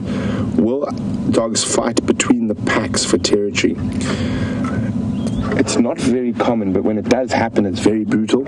So this pack hasn't had the best luck this year. There were 5 of them when we started. One was killed by the other pack of wild dogs in the Sabi Sands, and then that other female was killed by a snake when they were denning in the Manyeleti. So there were 5 adults, there are now only 3, but future's looking a bit brighter with 11 pups. I think we should try to do a count now, how many dogs we can see. 1, 2, 3, 4, 5, 6, 7, 8, 9, 10, 11, 12, 13, 14. Everyone present and accounted for.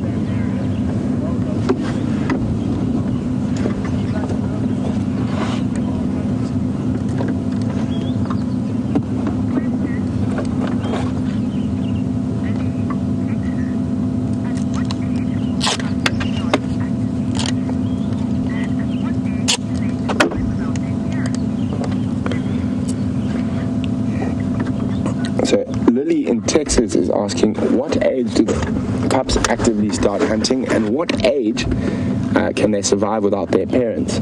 Well, Lily, with wild dog social structures, they generally don't survive without their parents, and they will stay within that structure the majority of the time. If they do disperse, they'll be well over 2 years old when they disperse to form a new pack. And we'd probably say any time from the next month, 2 months or so, that these little guys will become active members of the hunt. They probably have already started, but haven't quite refined the art yet.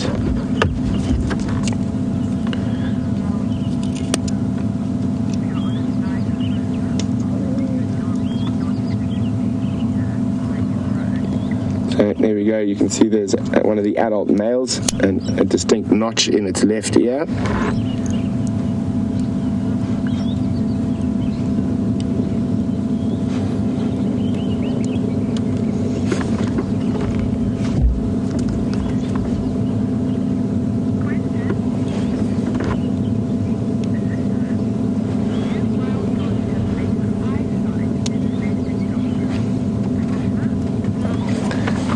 Alyssa would like to know, do wild dogs have a better eyesight than domestic dogs? That's an interesting question, Alyssa. I would probably say it's similar. I'd say very, very similar. Domestic dogs, before they were domestic, would have had a very similar hunting strategy to wild dogs and wolves, that coursing followed with stamina.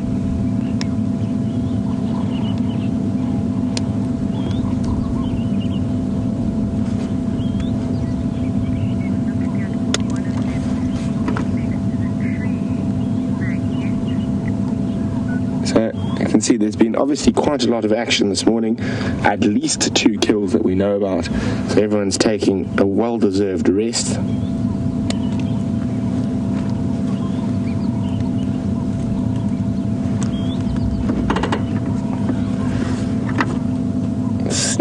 under the tree. I think as the sun gets warmer, you'll find that they will pack under this little guarri bush if they don't move again this morning. It's sort of a 50-50 call. If some impala happen to wander into the area, I'm quite sure they would be off like a flash. But for now, most importantly, the pups are sated, so they're not whining and whinging and begging the adults for food. So adults have done their job. And also, one of the most interesting things about wild dogs is that they are probably the only animal apart from human beings that puts the children or the puppies as the highest member in the social standing of the group.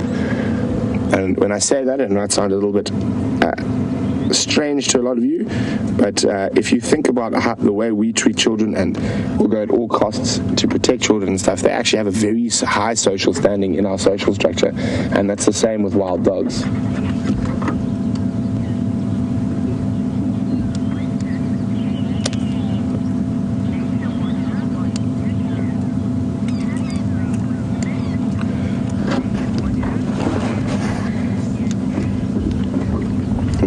Possibly not a new viewer, but new to asking questions. A big welcome to Nature Lover on YouTube. Nature Watcher, sorry, not Nature Lover, Nature Watcher on YouTube. And Nature Watcher would like to know, can they breed with domestic dogs? They cannot. They're not of the genus Canis, like a domestic dog. Domestic dog is Canis domestus. This is a lichen. So they separated from domestic dogs quite some time ago in the evolutionary tree of life.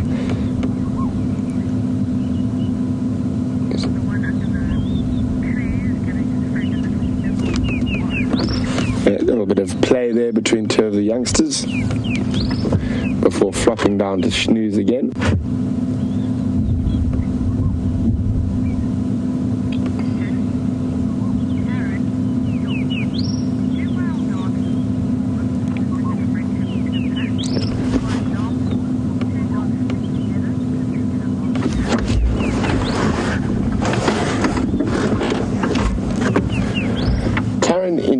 Would like to know whether wild dogs have individual friendships within the pack. So is there one dog that they get on better with than the other dog? Karen, I'm afraid I don't believe so. It's the pack for the pack. So I wouldn't say they have best friends within a pack.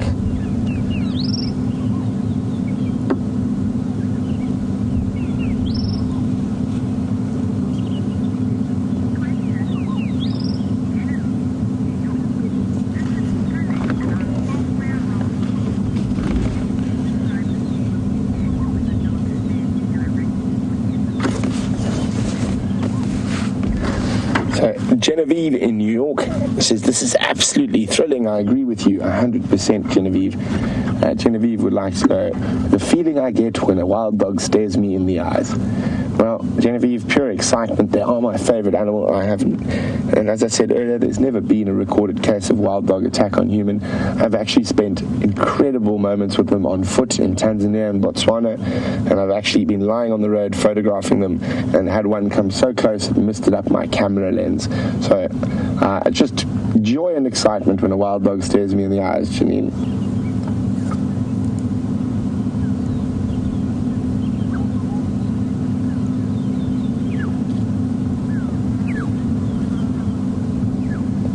It doesn't look like they're going to move anytime soon.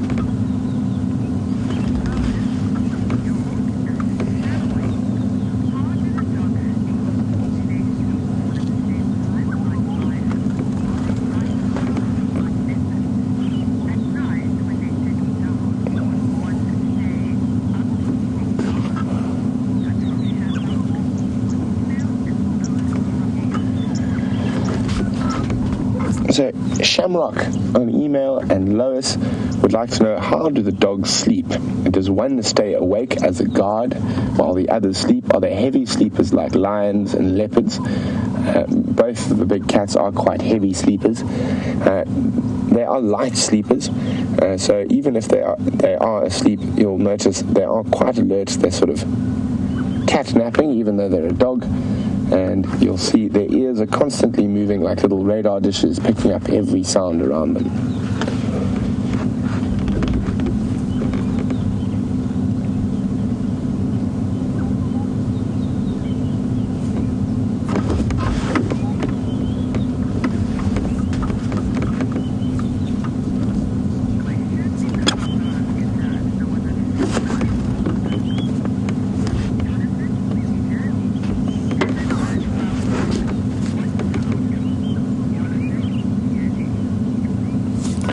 Jonathan in New Jersey would like to know, leopard versus wild dog, what's the outcome?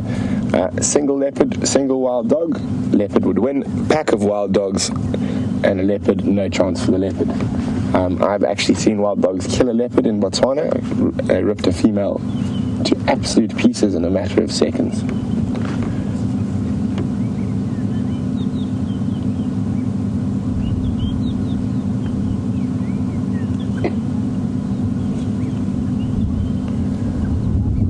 Sleepy puppies.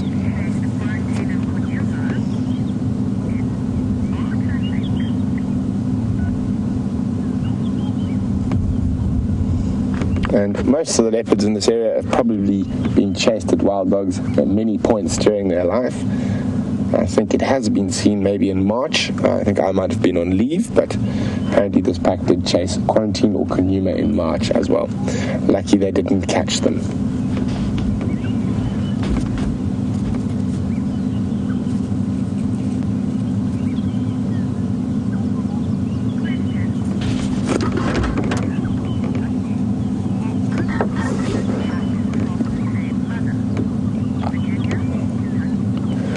So Virginia in Kentucky are asking, are all the pups in this pack from the same mother?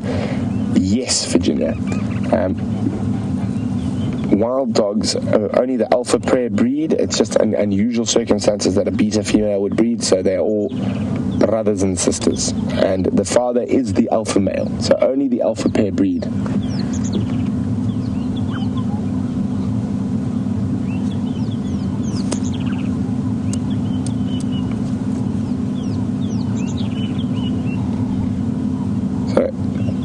Looks like they might rest, and it is getting quite warm,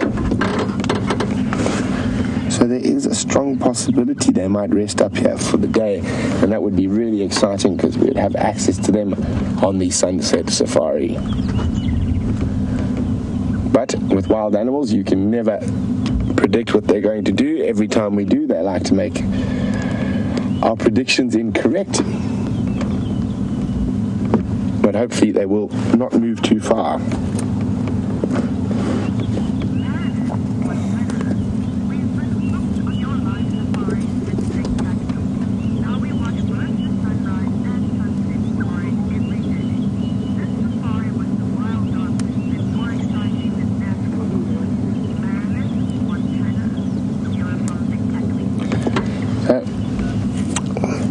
Marilyn, who's in Montana, thanks Marilyn. Marilyn says she's been hooked since Big Cat Week and enjoying it thoroughly, and said this sighting's been incredible, more exciting than NASCAR. Well, Marilyn, I don't know much about NASCAR, but most motorsport racing I find to be quite dull if you're going round and round in circles, and wild dogs far more entertaining, for me at least. There's an impala back in front of these dogs. They haven't spotted it yet. And I don't think the wind is blowing now slightly more from the west, so they might smell the impala, but as I said, dogs are much more visual hunters than, so they would have to see that impala to set them off.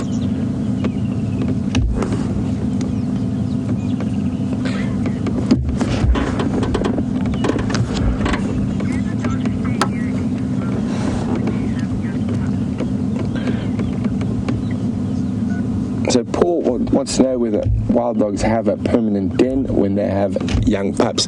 They do, Paul, till the pups are about 3.5 months old, and they'll start running with the pack at that young age.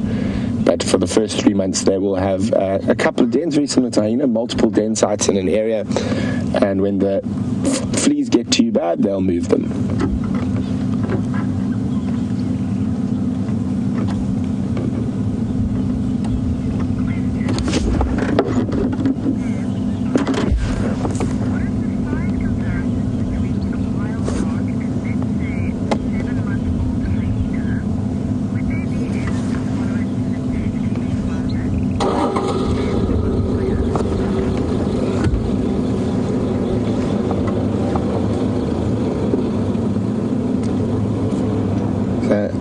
see very little movement going on here.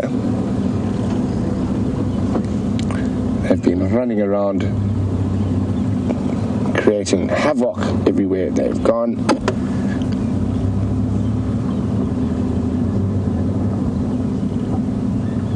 And now it's time for a snooze.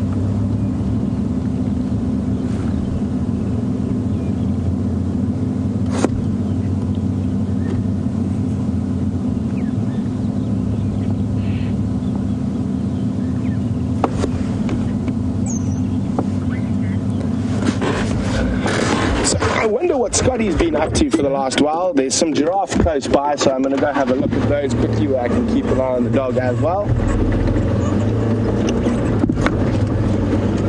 Hopefully Scotty's been on the tracks of some leopards.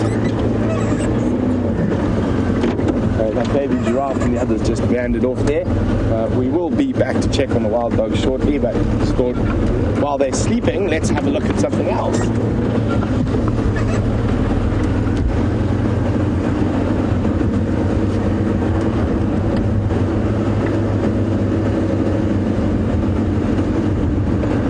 Look at that, some wonderful giraffe. So these were, and the little guy, let's have a quick look there.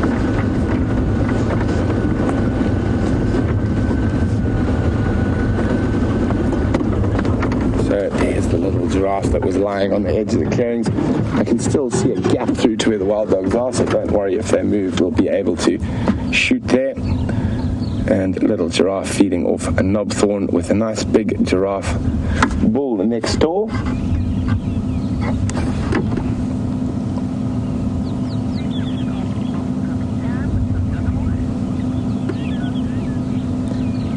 So we're going to go across to Scotty, who's got another member of Africa's Big Five.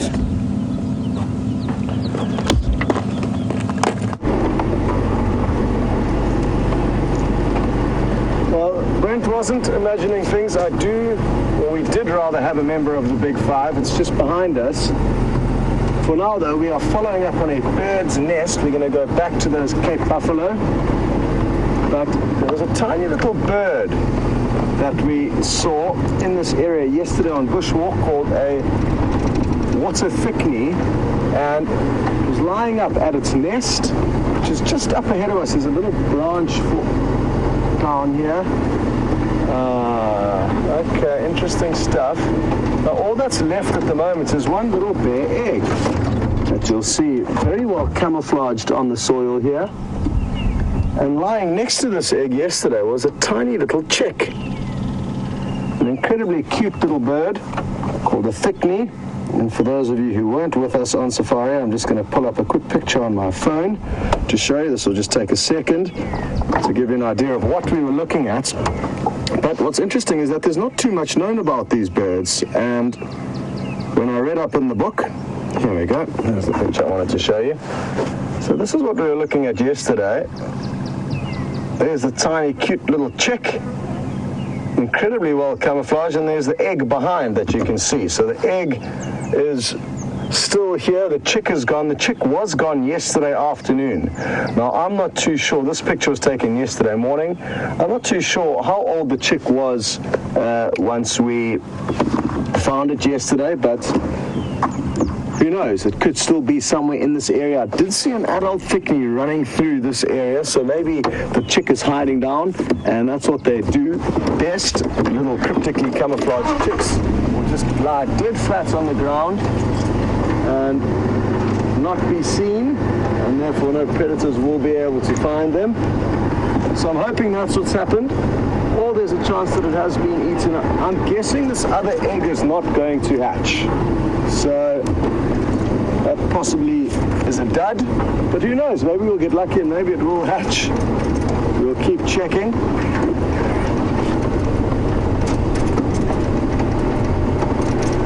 And here are the Cape Buffalo.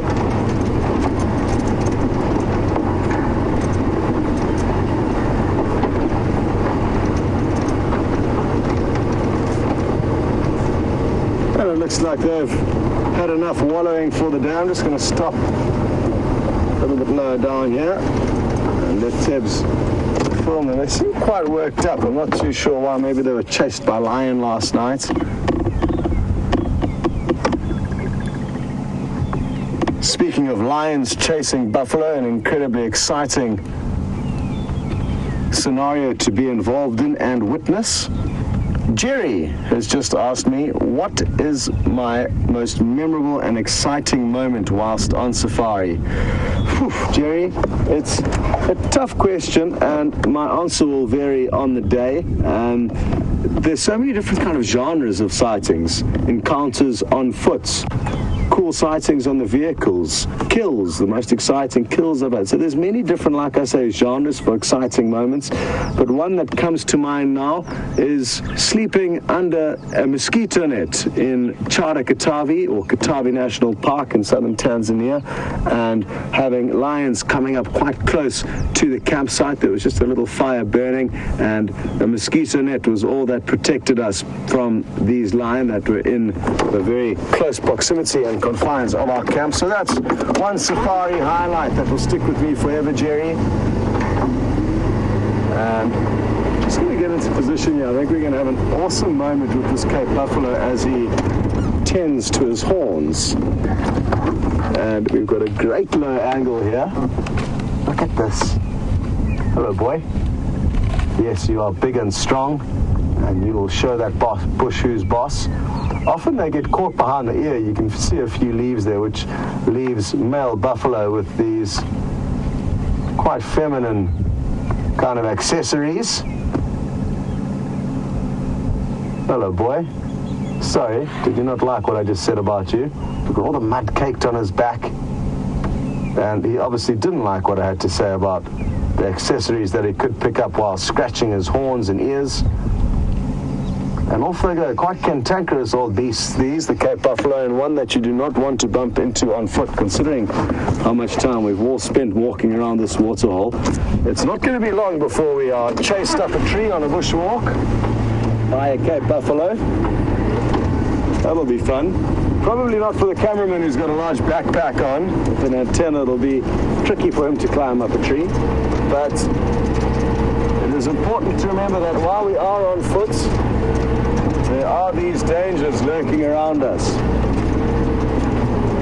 And we all, you included, need to be ready for those dangerous moments that we may encounter whilst on the walking safaris. On the vehicle, we're a lot safer, and animals tend to see us and hear us from a long way. Here they go again. Not too much time as they cross up into the thick bush there.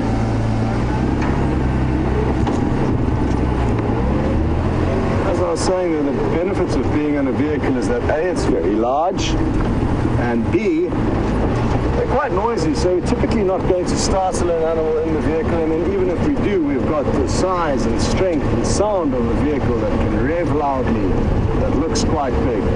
Whereas when we're on foot, we aren't armed with such luxuries. Now, I checked another nest on the way here, the emerald spotted wood dove's nest around the Mwasi riverbed, some of you will be aware of. Again, tragedy, no eggs, and it's probably the 5th or 6th dove's nest that we've tried to monitor, but never ever got to the stage of even seeing a hatchling. So it appears that the doves are providing a lot of the predators out here with easy meals in the way of eggs. It could even be monkeys that feed on eggs, snakes, birds of prey, genets, monitor lizards. So a large host of animals will understand the high protein of an egg, and obviously it's an incredibly easy meal once you found the thing.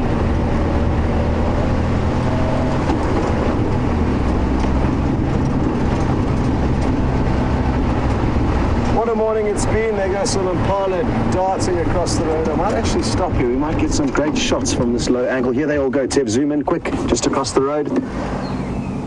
Awesome. Look at this. Beautiful. Look at that silhouette. Oh, not silhouette, but stark skyline in the background. Just a big male to follow now. He's about to pop across. Here he goes. Wonderful stuff. Dark clouds in the background. Cool. I love low angles. For those of you who are new to these live safaris, I'll stop at any opportunity to give you a low angle. And the reason for that is it's a kind of more realistic view of what's going on. The camera is quite elevated on top of the vehicle, which it needs to be. There's no way around that. But low angles on the money shots. Sadly, the impala in this area have been having a hard time with the wild dogs around, but we just have to be grateful of the impala for dealing with this stress, because it is the complete opposite for us. It's joy and jubilation whenever this pack is on our property, or any pack of wild dog really, because they are just so much fun and excitement to follow. I think we would have got some insane footage with this little toy on the front of the vehicle, so I'm hoping it won't be too long before you guys will have access to it, to watch these videos that we've been putting together. It will happen at some stage. I'm not guaranteeing it's going to be today or tomorrow or next week. There's a lot of post-production work that has to go into stitching all of it together, but thank you for bearing with us, and I can assure you that every single one of us is going to benefit from footage that we are busy capturing on this new toy.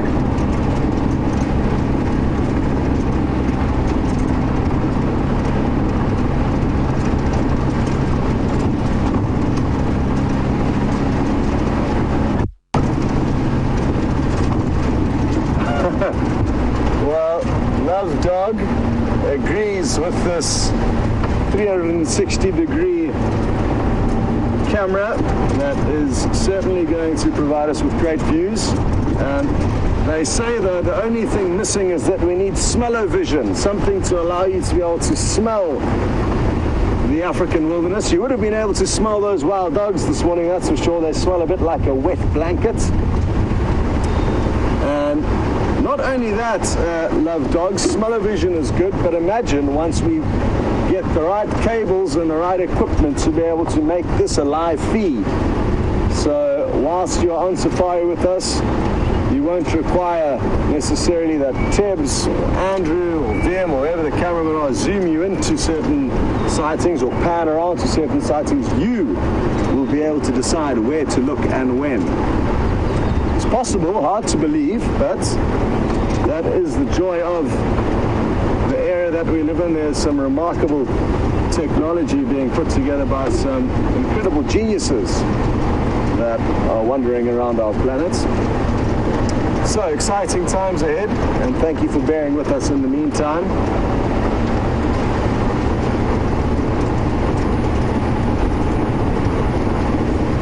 Let's hope the signal doesn't drop yet. It can be a little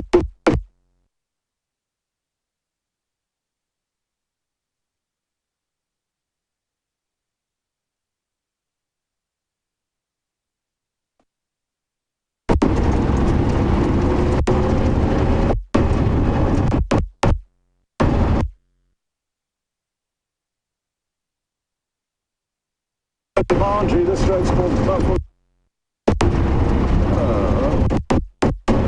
Then you disappeared again.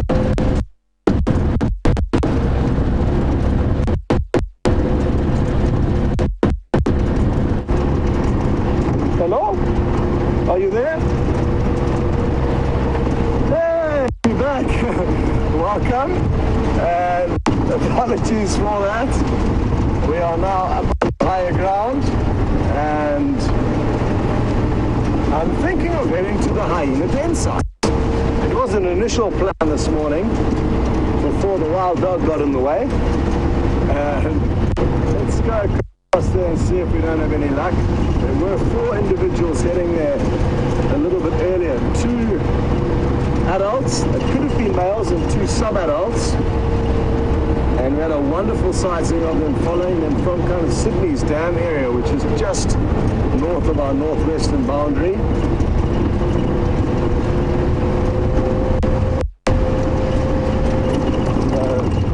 Good prospects for them being there.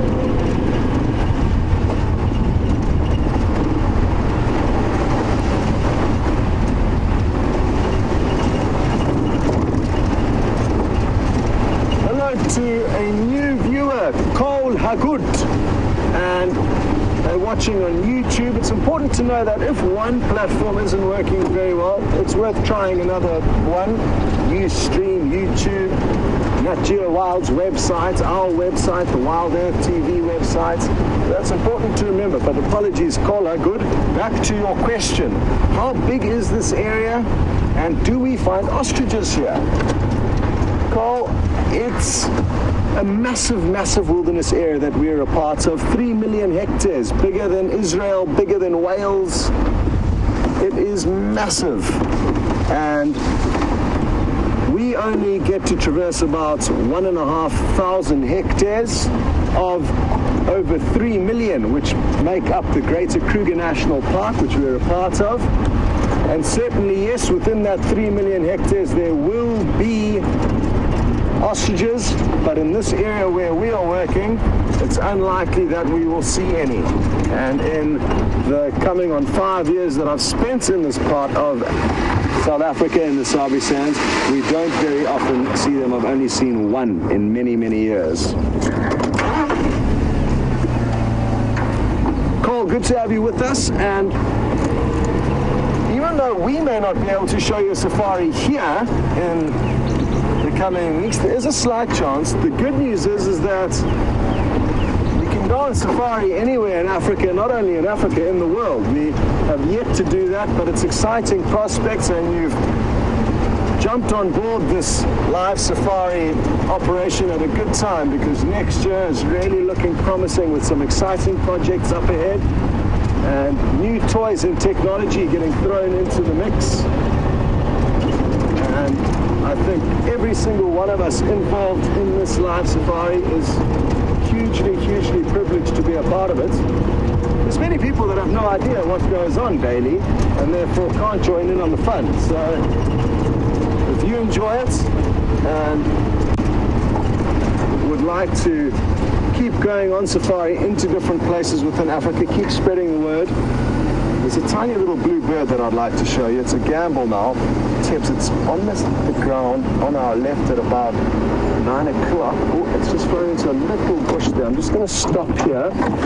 If you pan up to that bush that's in your frame now, that green bush there, zoom in on there, and it was hopping around on the left-hand side of that bush.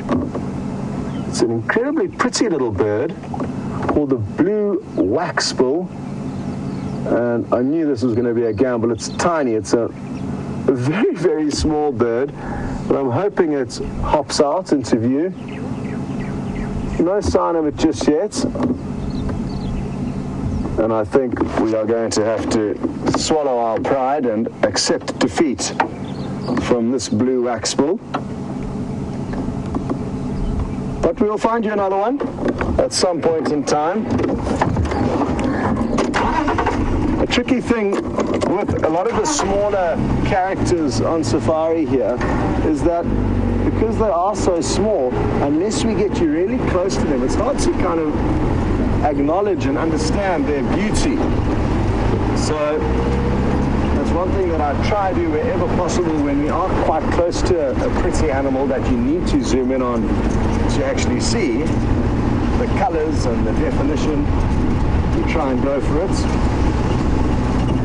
And I guess that's a big reason why a lot of the smaller stars of the show actually get overlooked. It's simply that they are easy to drive past without realizing how pretty they are. An elephant, on the other hand, is difficult to drive past without seeing in the first place and understanding how majestic they are. So remember that and keep your eye out for the smaller things.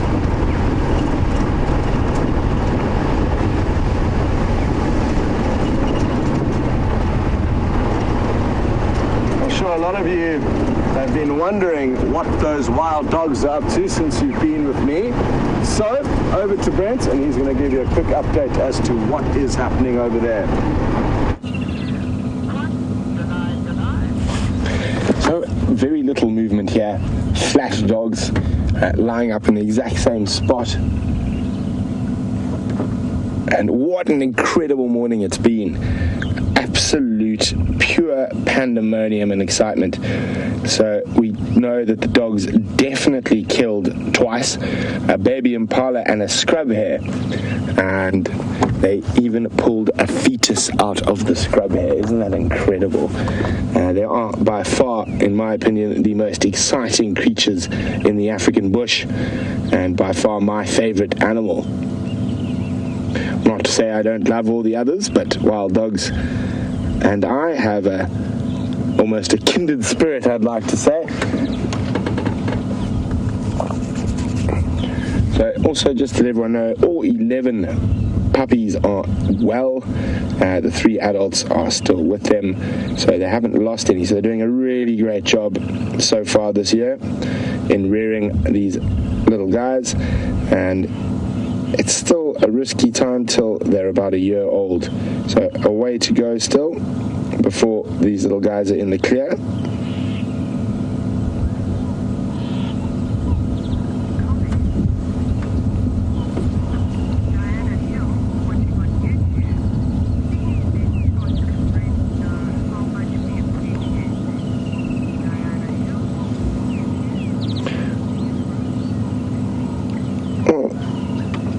A very, very lovely comment from Diana Hill on YouTube. So just please let Scott and Brent know how much that we appreciate them. Well, we appreciate you guys watching, and it's such an awesome privilege to be able to share our passion for Africa's wildlife with you, wherever you might be sitting in this wide world of ours.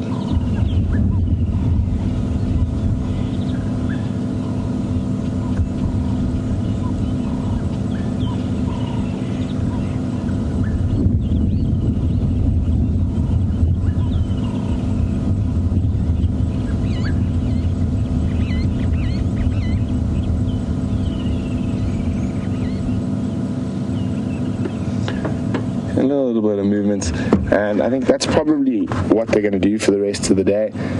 We'll see them get up, move to different spots to lie in when they get uncomfortable in the spot that they are in, and this bodes well for the sunset safari.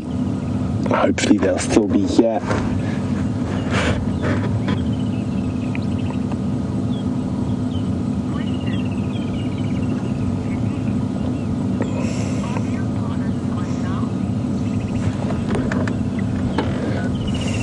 There were 2 male impala hanging around just ahead of them, and Janine would like to know, are the impalas gone now? They are, Janine, they've moved off. Now the dogs did not spot them.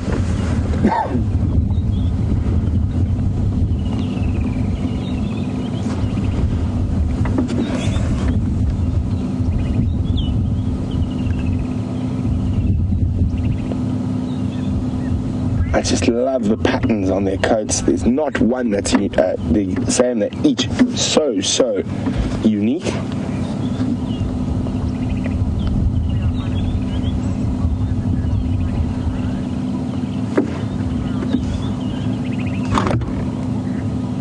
So there we go. Got a nice close up of one of the little guys lying on the road. You can see a bit of sand around the mouth and a full belly for the little guy. So the adults have done their job, and you can see he's panting quite heavily from a belly full of scrub hare and impala that we know of.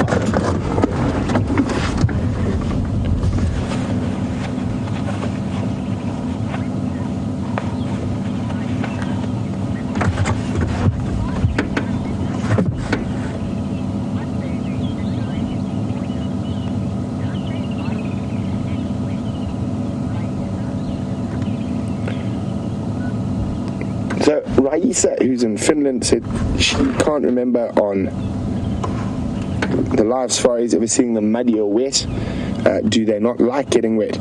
Actually, they do. They love lying in pans and water, especially when it's very hot and when they're on the move.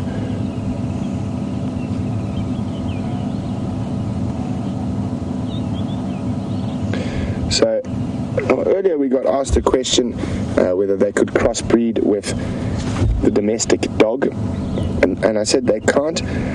They separated probably 1 million or so years ago from the hyenas, and they have fewer toes than a dog,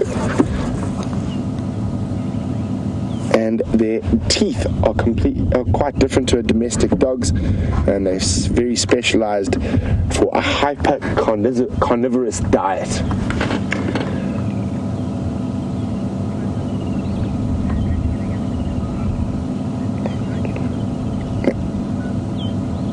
Andrew giving you a nice tour of the wild dog via camera. It's a young male.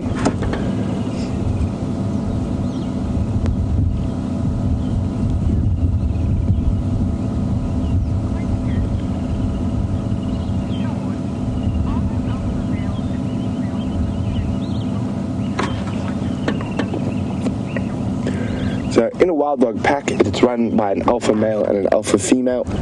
And Sean would like to know, is the male or the female more dominant? I'd say they share the dominance as a pair, not dominance between the two.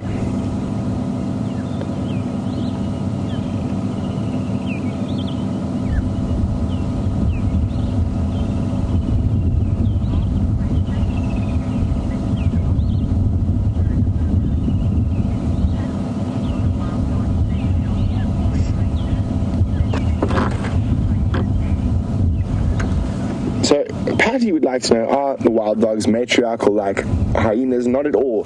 They sort of they share the responsibilities between the two alpha dogs, a male and female.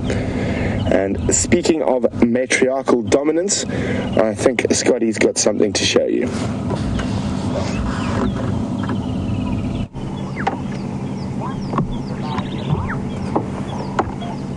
So we've made our way across to the hyena den, as we said we were going to, and we're in luck. There, as you can see, is an adult and a sub-adult lying up on the top of the mound. No evidence of any other hyena at this stage. There could be one or two more nearby. And as Teb zooms out, you'll get the more kind of regular view of the den. If this is your first time visiting, in that little hole over there, there are some cute little cubs. I think there's 3 little cubs at this den at the moment. There's been quite a lot of movements. Initially, it was kind of one female that we thought was here with the sub-adults and a tiny young cub. But subsequently, it appears a few more members of the clan have moved to this den site as well from another one nearby. So interesting ongoings with these complicated animals.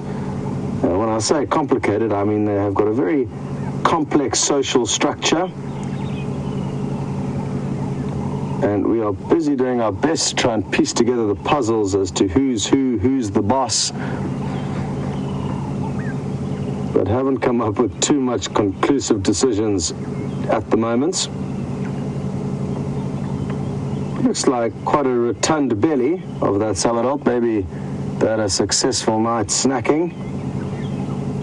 And even a youngster of that age will still be drinking milk. They can still go out and forage with the adults. Forage for opportunities. They will steal kills when possible, but they will also hunt for themselves when need be.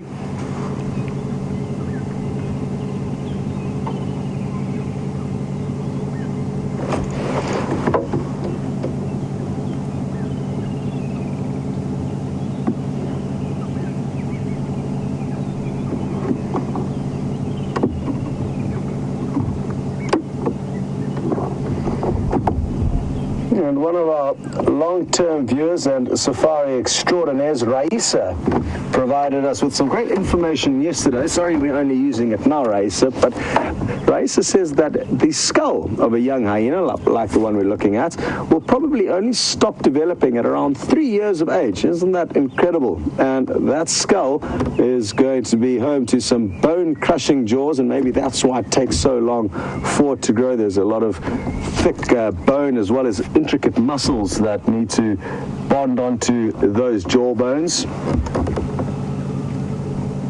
in order to allow them to crunch through bone like no other animal out here.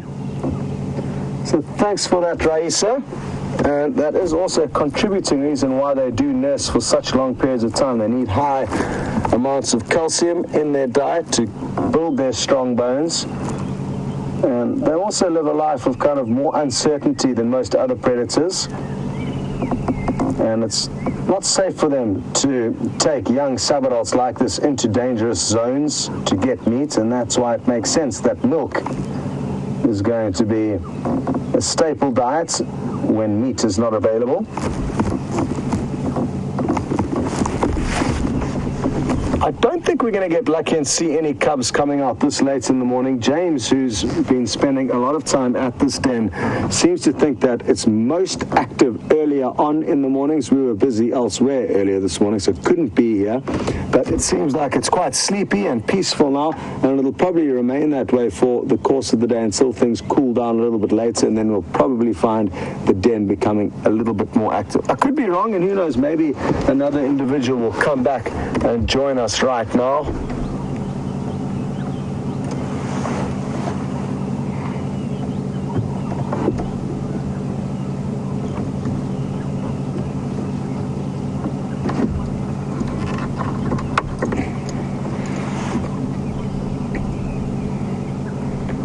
Well, very happy to hear that Stuart Fox has been with us on safari for the last 20 minutes and is loving the experience. Stu, the good news is we head out daily, twice daily for 3 hours every session. So the morning safari starts at the moment at 5 o'clock Central African time and finishes at 8 o'clock in about 35 minutes. And in the afternoon, we head out on a sunset safari, which starts at 4 p.m. CAT and finishes at 7 p.m. CAT. Stu, you missed out on some incredible action early on. We had wild dogs finishing off a baby impala kill, getting chased around by a wildebeest. And I guess it's that same pack of wild dogs you may have got a glimpse of when you first joined in a few moments ago.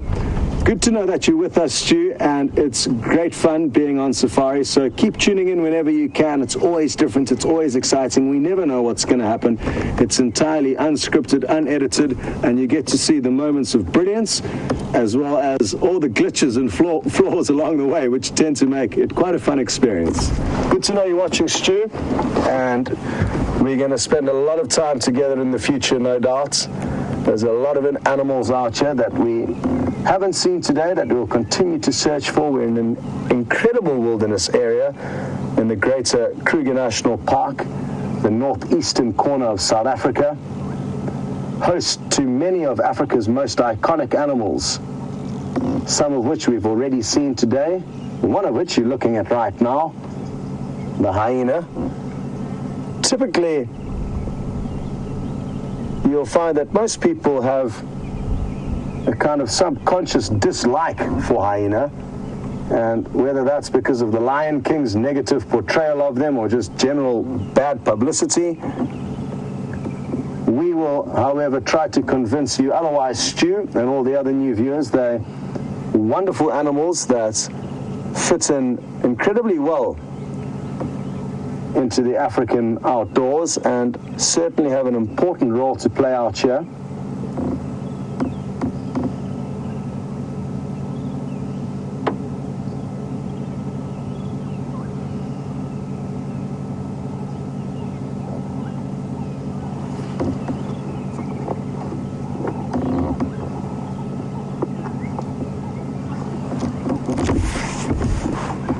Well, Carl, how good. Thank you so much for your kind words, and glad that you're loving your second day on safari with us. Carl says he's already learned so much in a short space of time, and that is the beautiful thing of having so many of us together, Carl, is that we can all share knowledge with one another, tips, opinions, comments, thoughts, and just join in on the general excitement, really.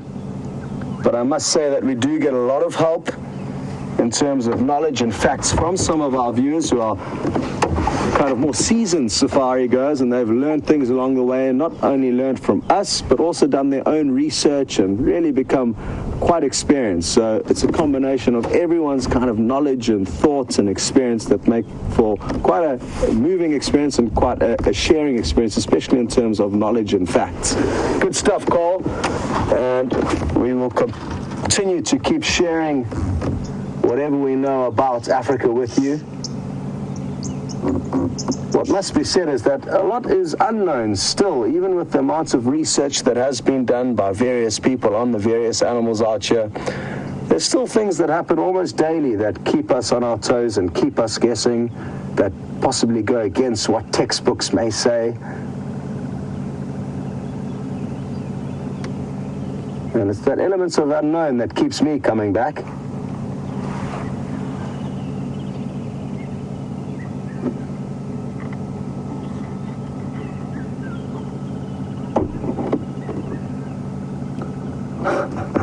Well, Claire on YouTube, I'm not sure what you do for a living, but yes, Brent and myself, Teb's on camera, everyone involved in this Safari Live team are very, very fortunate to be here, and we are grateful for our jobs. We have great fun, and it's the fact that you guys are with us every step of the way that does make it fun. So thank you, Claire.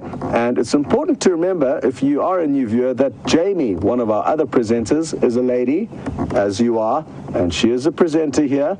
So it is possible, and for those of you who are interested in coming out to Africa for a while to work, it is very, very possible. Doesn't matter how old you are, what gender you are, what race you are, or your nationality.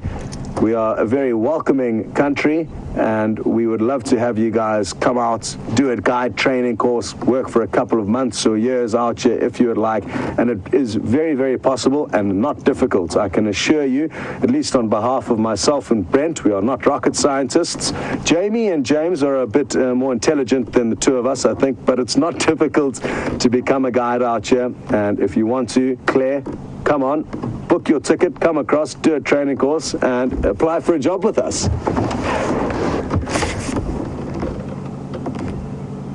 Well, we've got a bit of movement. The one hyena's got semi-vertical, horizontally vertical. And we've just heard some great news that's come through from one of our top ornithologists on Safari Live, Mike in Florida, and he says he's just booked some tickets to come across to Juma next year on holiday. Mike, that is wonderful news, and if we haven't found you the grey-headed kingfisher by then, live on these safaris, I'm certain we'll be able to make a plan for you when you get out here. Good news, Mike, and thanks for sharing that with us. We love it when you guys do come out to meet us. Obviously, you guys get to see our faces a lot more than we get to see yours, so it is always wonderful to put a name to a face and get to meet you guys if you do come out. And we will always accommodate to show you around a little bit of the behind the scenes, the final control room where Nikki and Louise are sitting now. The important parts of this experience that you typically don't get to see from wherever you're sitting now can be shown when you get out here. So exciting news, Mike, and thanks for letting us know that you're on the way.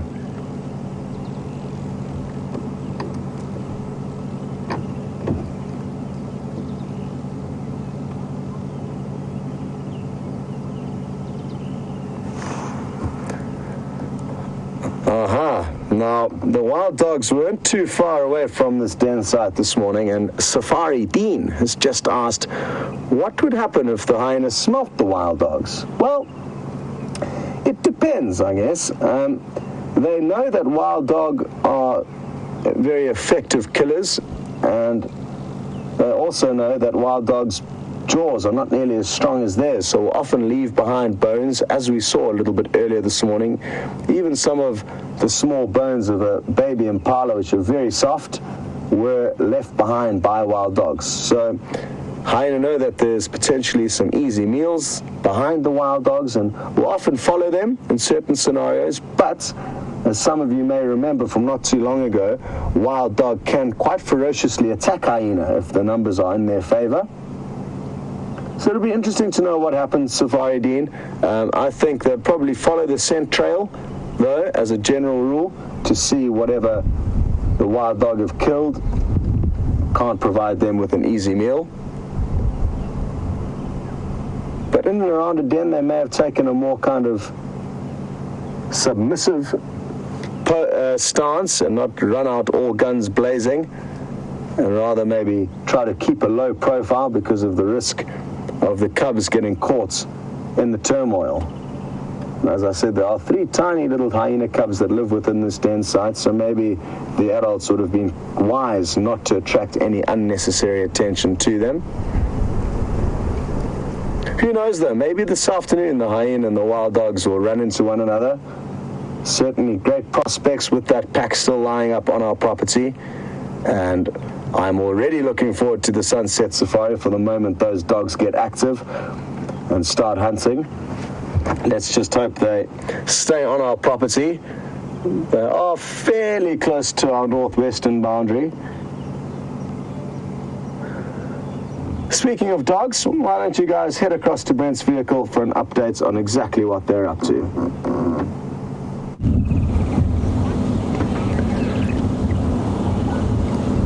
So, no movement here, just sleepy dogs. It'll be quite nice and cool for them at the moment. The sun hasn't broken through the clouds yet, but I don't think they're going to move much today. And Scotty was chatting about dogs and hyenas. They have quite an interesting relationship. Hyenas are what you would call klepto-parasites of wild dogs, and they follow packs of wild dogs if they are in the area, especially with a high population of dogs. And dogs actually are one of the more successful animals at defending large groups of hyena when it comes to attacking or trying to steal their prey. And that's because of this incredibly tight-knit social structure that they share. So if one dog's in trouble, they'll come to the aid of the others.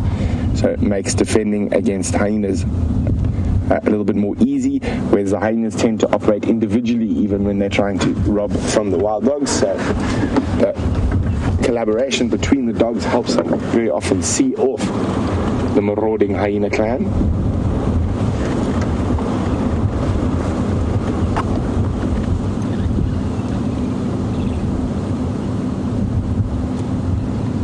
So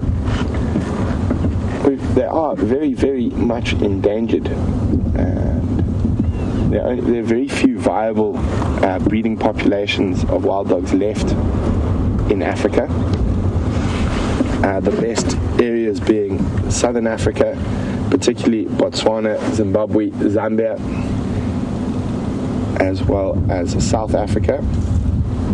The Kruger National, or the Greater Kruger National Park, which we're in, has the largest population in South Africa. There's about 300 estimated dogs at the moment. There were about 500 in the early 2000s, but an outbreak of rabies decimated the population. The largest intact viable populations are in northern Botswana. There's probably about 800 dogs there, and southern Tanzania, the Selous Game Reserve, also probably about another 800 dogs there. There's remnant populations in Ethiopia. West Africa, they've been really, really annihilated, with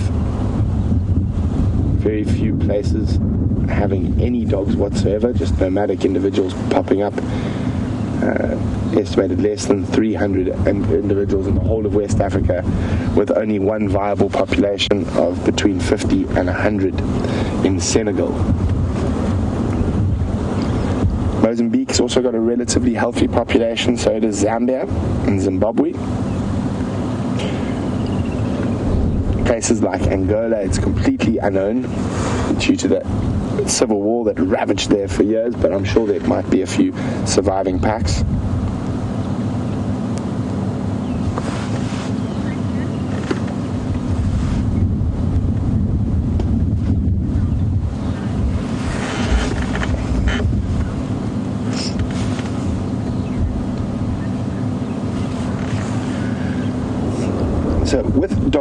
so endangered and being prone to canine diseases like rabies and distemper. Eleanor in Johannesburg would like to know, wouldn't it be worthwhile inoculating the dogs against these diseases? There are programs to do that, but Eleanor must remember it's a really, really expensive thing, and dogs travel such vast distances, they're quite difficult to keep up with. But I know certain packs are inoculated. Where I live, we are reintroducing another pack of wild dogs that will all be inoculated after our last pack was the individuals are either killed or we had to destroy the rest because of rabies.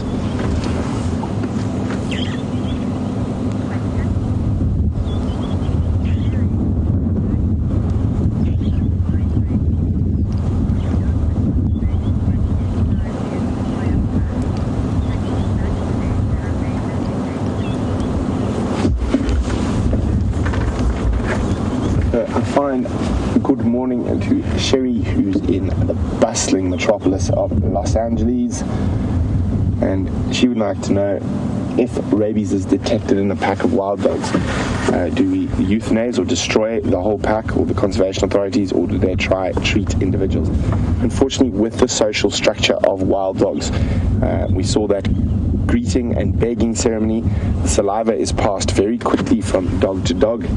So there's almost a zero chance of being able to effectively quarantine and treat wild dogs that have been exposed to rabies. So unfortunately, they all do have to be destroyed.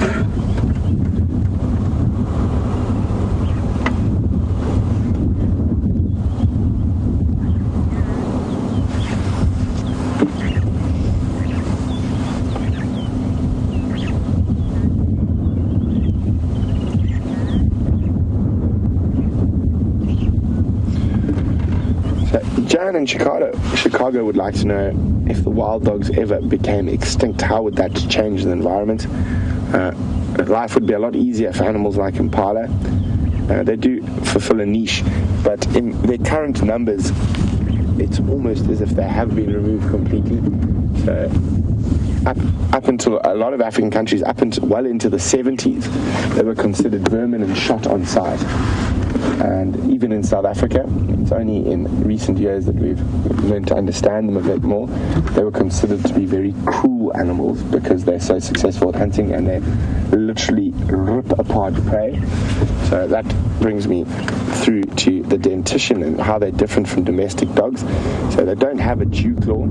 Also, their teeth are highly adapted to being super predators, basically super carnivorous, and they have their premolars and carnassials are designed for shredding and ripping, and that's what enables them to tear apart a carcass so quickly, whereas domestic dogs are more for chewing and that, so it wouldn't be as effective as a wild dog.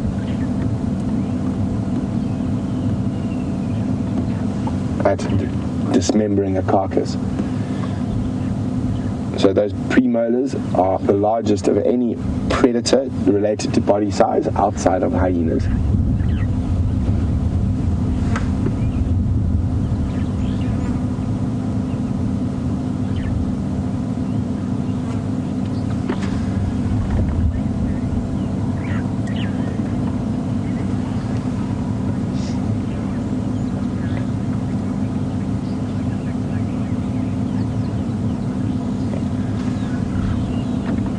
Jared would like to know, do they howl or bark like domestic dogs?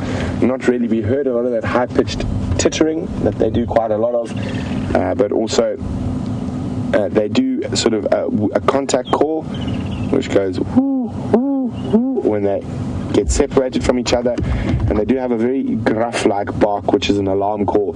So if they see a lion or something, it's a very deep sort of bow when they see a potential predator, and it's an alarm call. But on that note, from something big and hairy to something tiny and green, crawling on Scott.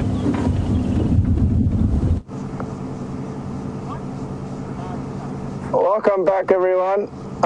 Jammed against the steering wheel so that I can be far enough away for Tibbs to focus on this awesome little inchworm that's crawling along my collar. Oh, is it on me now? I think it may be on me. And I'm still jammed against my steering wheel. Maybe Tibbs can zoom out to give you an idea of exactly that. You see, I'm stuck here like this.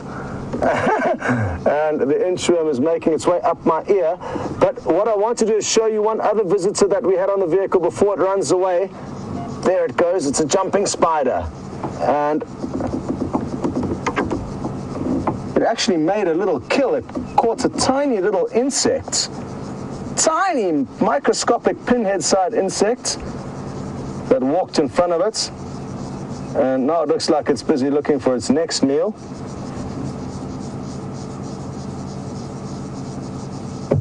Great stuff. Well, even though we are at the hyena den, it's a good example of how the smaller animals out here can provide us with some great views. The inchworm I've moved off my ear now and is now on the dash.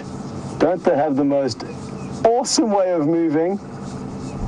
They curl their bottom up towards their head and off they go. Here we go. That was almost a gallop, an inchworm gallop we saw there. Here we go. Oh no. And, oh, here we go. This is it. Now we've got the motion going.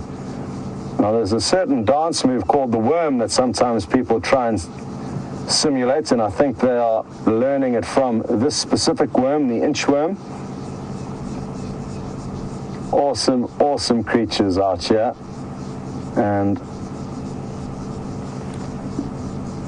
nothing like a tiny little bug like this upstaging a massive predator like a hyena, which we will show you now. We've repositioned at the hyena den, and it's quite nice to see from this side of the hill. Bye-bye, little inchworm. Nice that we got to show you some little insects and arachnids.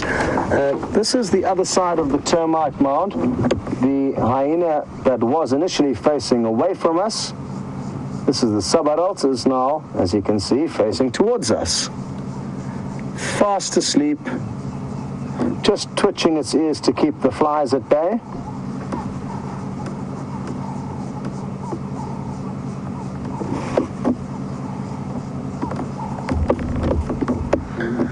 And there's been some recent developments with regards to naming individuals within this hyena den and clan, and I'm told that this is May, as it was discovered for the first time in May this year.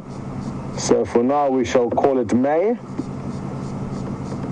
And the reason why we're naming the animals is not so that we can call them to us when we are looking for them. It's simply so that we can keep tabs of who's who, and any interesting occurrences that may happen between certain individuals may be therefore kept track of and calculated. What a surprise. Didn't expect to see the hyena getting up now. And maybe it's because May is wanting to model all of its different spots and patterns to you so that you can get a close look at it and understand exactly who it is. Taking screenshots of these animals is a great way of keeping track of who's who. Each hyena will have slightly different spots to another. Where are you off to? Is there another hyena approaching? Is there something going on or no? Or are you just wanting to find a more secluded spot under that thick bush? I think that's what's happening. Well, no more hyena, but I would like to show you one or two more things. There's a few more burrows here, and I think they are interconnected. So here you can see one. There's another one that you can't see very well over there. But there's a couple of burrows that the little cubs will be hiding out in during the day, fast asleep. And because we can't see any more hyena, we're probably going to make our way out of here and see what else we can find before the end of the safari.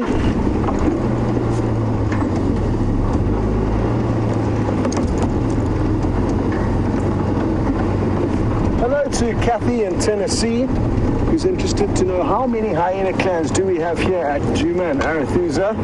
Well, there's only one clan that we know of for certain here on Djuma, and they use different den sites, and we're not exactly sure how many members are in our clan, so it gives you an idea of how much unknown there is, Kathy, but there's certainly a clan that dens on Juma. There's currently no den sites on Arathusa, or at least the portion of Arathusa that we can drive on. But that's not to say that they don't have hyena moving through their area. And there is a hyena den site just south of Arathusa. So you'll probably find that the hyena that predominantly move on Juma are from a separate clan to the hyena that we see across on Arathusa when we do see hyena there. So probably two different clans. But Kathy, tricky business because we've got a small traverse area and there are only so many hours in the day. There's only so much time that we can invest with these hyena, and therefore that's, you know, why we don't know every last little bit of detail about them. And in order to be able to know intricately what goes on with the clan, you basically need to live with one.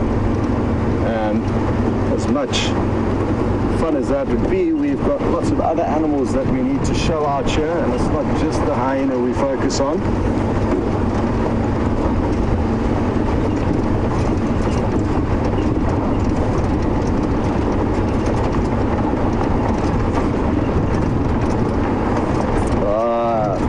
Well, many viewers, as well as Joel in New York, as well as myself, are wondering about the hyena that was very badly injured in a fight recently. Badly injured, it had its left ear tuned basically off. It will fall off. It will not have a left ear anymore once that ear has actually healed. I'm sure it will fall off. And its back right foot had been chewed from probably about 4 or 5 inches from its toes all the way up. It had been chewed into a pulp. So there's a very strong chance it's going to lose its back right foot if it in fact survives these injuries, which it could well. Sadly, nobody has seen the hyena. There hasn't been one report of it being seen. So we've got absolutely nothing to go on. But I'm confident to say that that hyena is not dead yet. It may well die in the future, but I think it will still be fighting those injuries that it sustained in a battle that it had with other hyenas, possibly intra-clan, possibly its own clan members that it was fighting with. We're not entirely sure, but that is what we assume, that it was a fight for dominance, probably between females, maybe an up-and-coming queen trying to overthrow a current queen. That's a probable cause of the fight. This is quite interesting. You're not going to be able to see too much into this animal's home, but we are going to be able to show you the home of an animal, possibly a squirrel or possibly a bush baby. And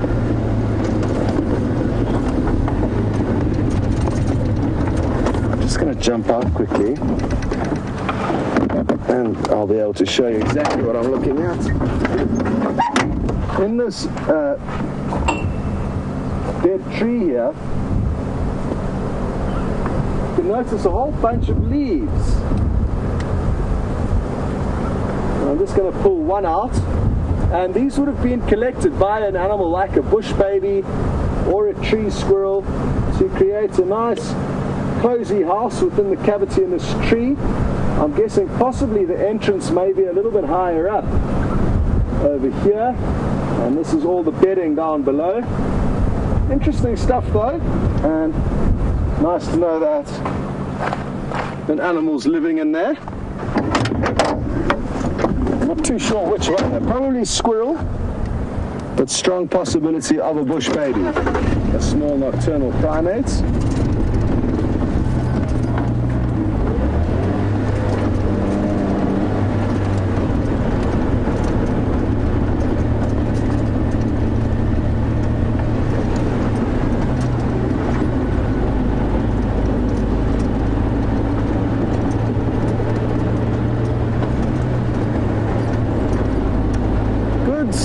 Well, we're going to continue perusing through this this general area. The wild dog were actually running through this area earlier this morning, funnily enough. And we're going to see if we can find any of the animals that they were chasing around, the wildebeest, the zebra. And while we do that, we're going to send you across to Brent's for a quick update on those wild dogs.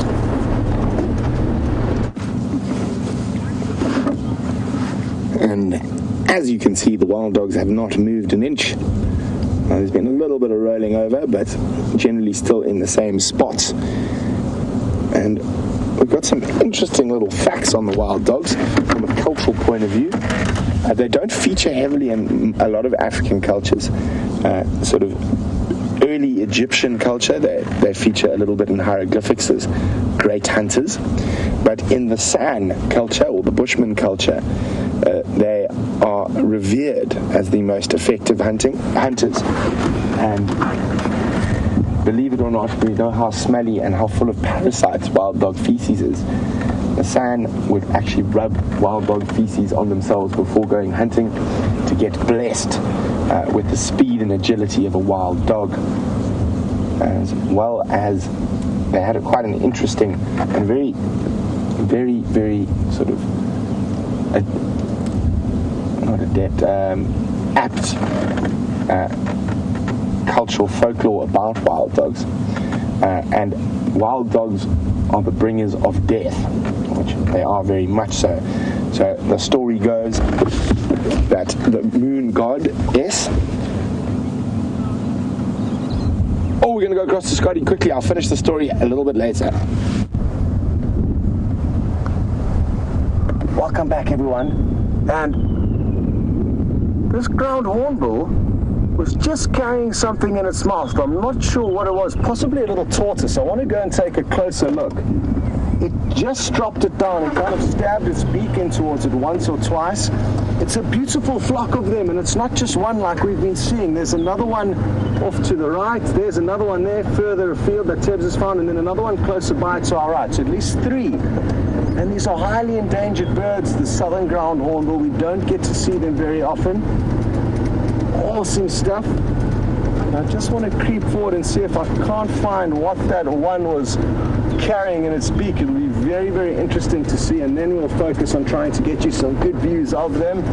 Well, a morning for the endangered species. Wild dog this morning, now the southern ground hornbill. It dropped this thing that it was carrying somewhere over here, and as I lifted my binoculars up to see what it was, it fell out of sight, so I can't see a tortoise or anything for now. So we'll leave that and get you some views of the hornbills now. Very turkey-like birds, I guess. Formidable hunters. They will catch and kill just about anything they can overpower. Snakes, rodents, lizards, insects.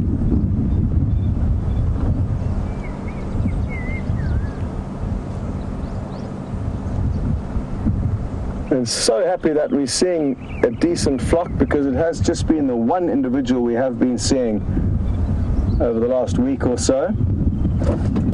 I'm going to do a big loop around them and let them walk towards us.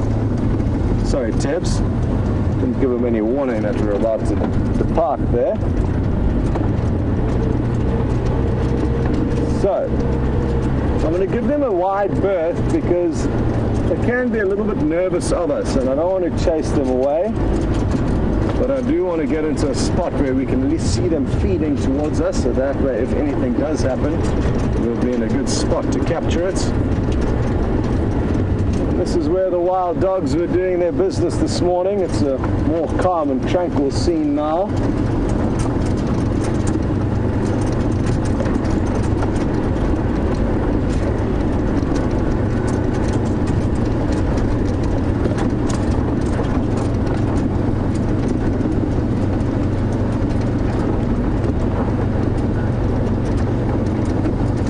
Okay, there's one individual over there Tebs is just giving a quick glimpse of, and like I say, they can be a little bit nervous, so I want to do a big loop ahead and then at least have the last minute or two with some great shots. Oh, Oh, a thick-billed cuckoo just flew off right in front of us. Oh, it landed on the ground right behind this bush. Let's see if we can't get you a glimpse.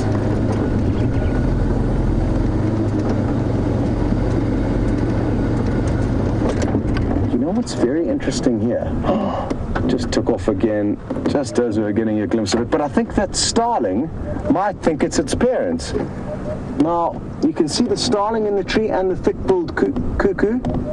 And thick-billed cuckoos will parasitize starlings. And the way that that starling followed the cuckoo into the tree makes me feel that the cuckoo has been raised by the starling. And the starling is unwise to the fact that it is not actually its offspring, it is the offspring of another bird that cleverly got it to raise them. But we're going to continue on now because I do want to try and get you more glimpses of the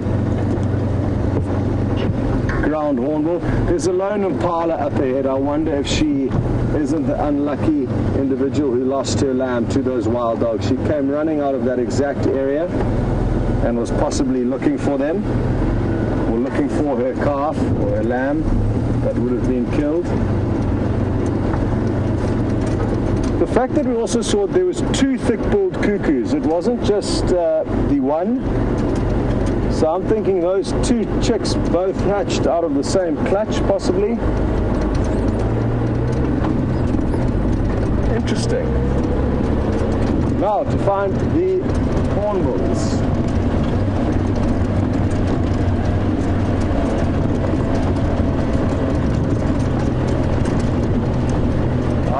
Kevin on YouTube wanting to understand more about why these ground hornbills are endangered and therefore asking what eats them, what kills them.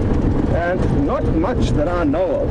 And I'm not too sure what would kill an adult ground hornbill. There's certainly some large birds of prey that could, but I've never heard of anything actively hunting ground hornbills. And it's more the fact that they've got a very, very slow nesting and breeding habits that cause them to be endangered. It's not because they are killed by other animals, Kevin. Okay, I've got some good news. I think we are in a spot where we can now stop and let this hornbill come towards us. We're not very close, but I don't want to push it any further than this, and hopefully it will continue in our general direction. This is the first one that we saw. It's got a very distinctive pale mark on its beak. And as hoped, it's coming straight towards us. Looks like it's snacking on a few little insects along the way.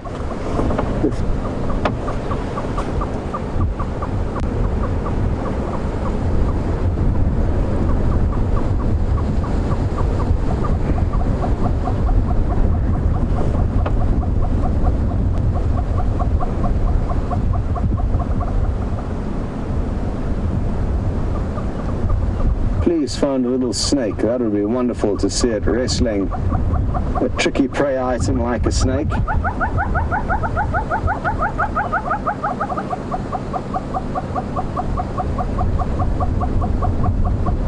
Well, it's been a wonderful day out on safari, and we are sadly going to have to say goodbye now. Thanks for joining. Thanks for all the fun we've had together, and well done to Nikki and Louise in the final control room. We're going to race you across to Brent for a quick goodbye and one last view of the dogs.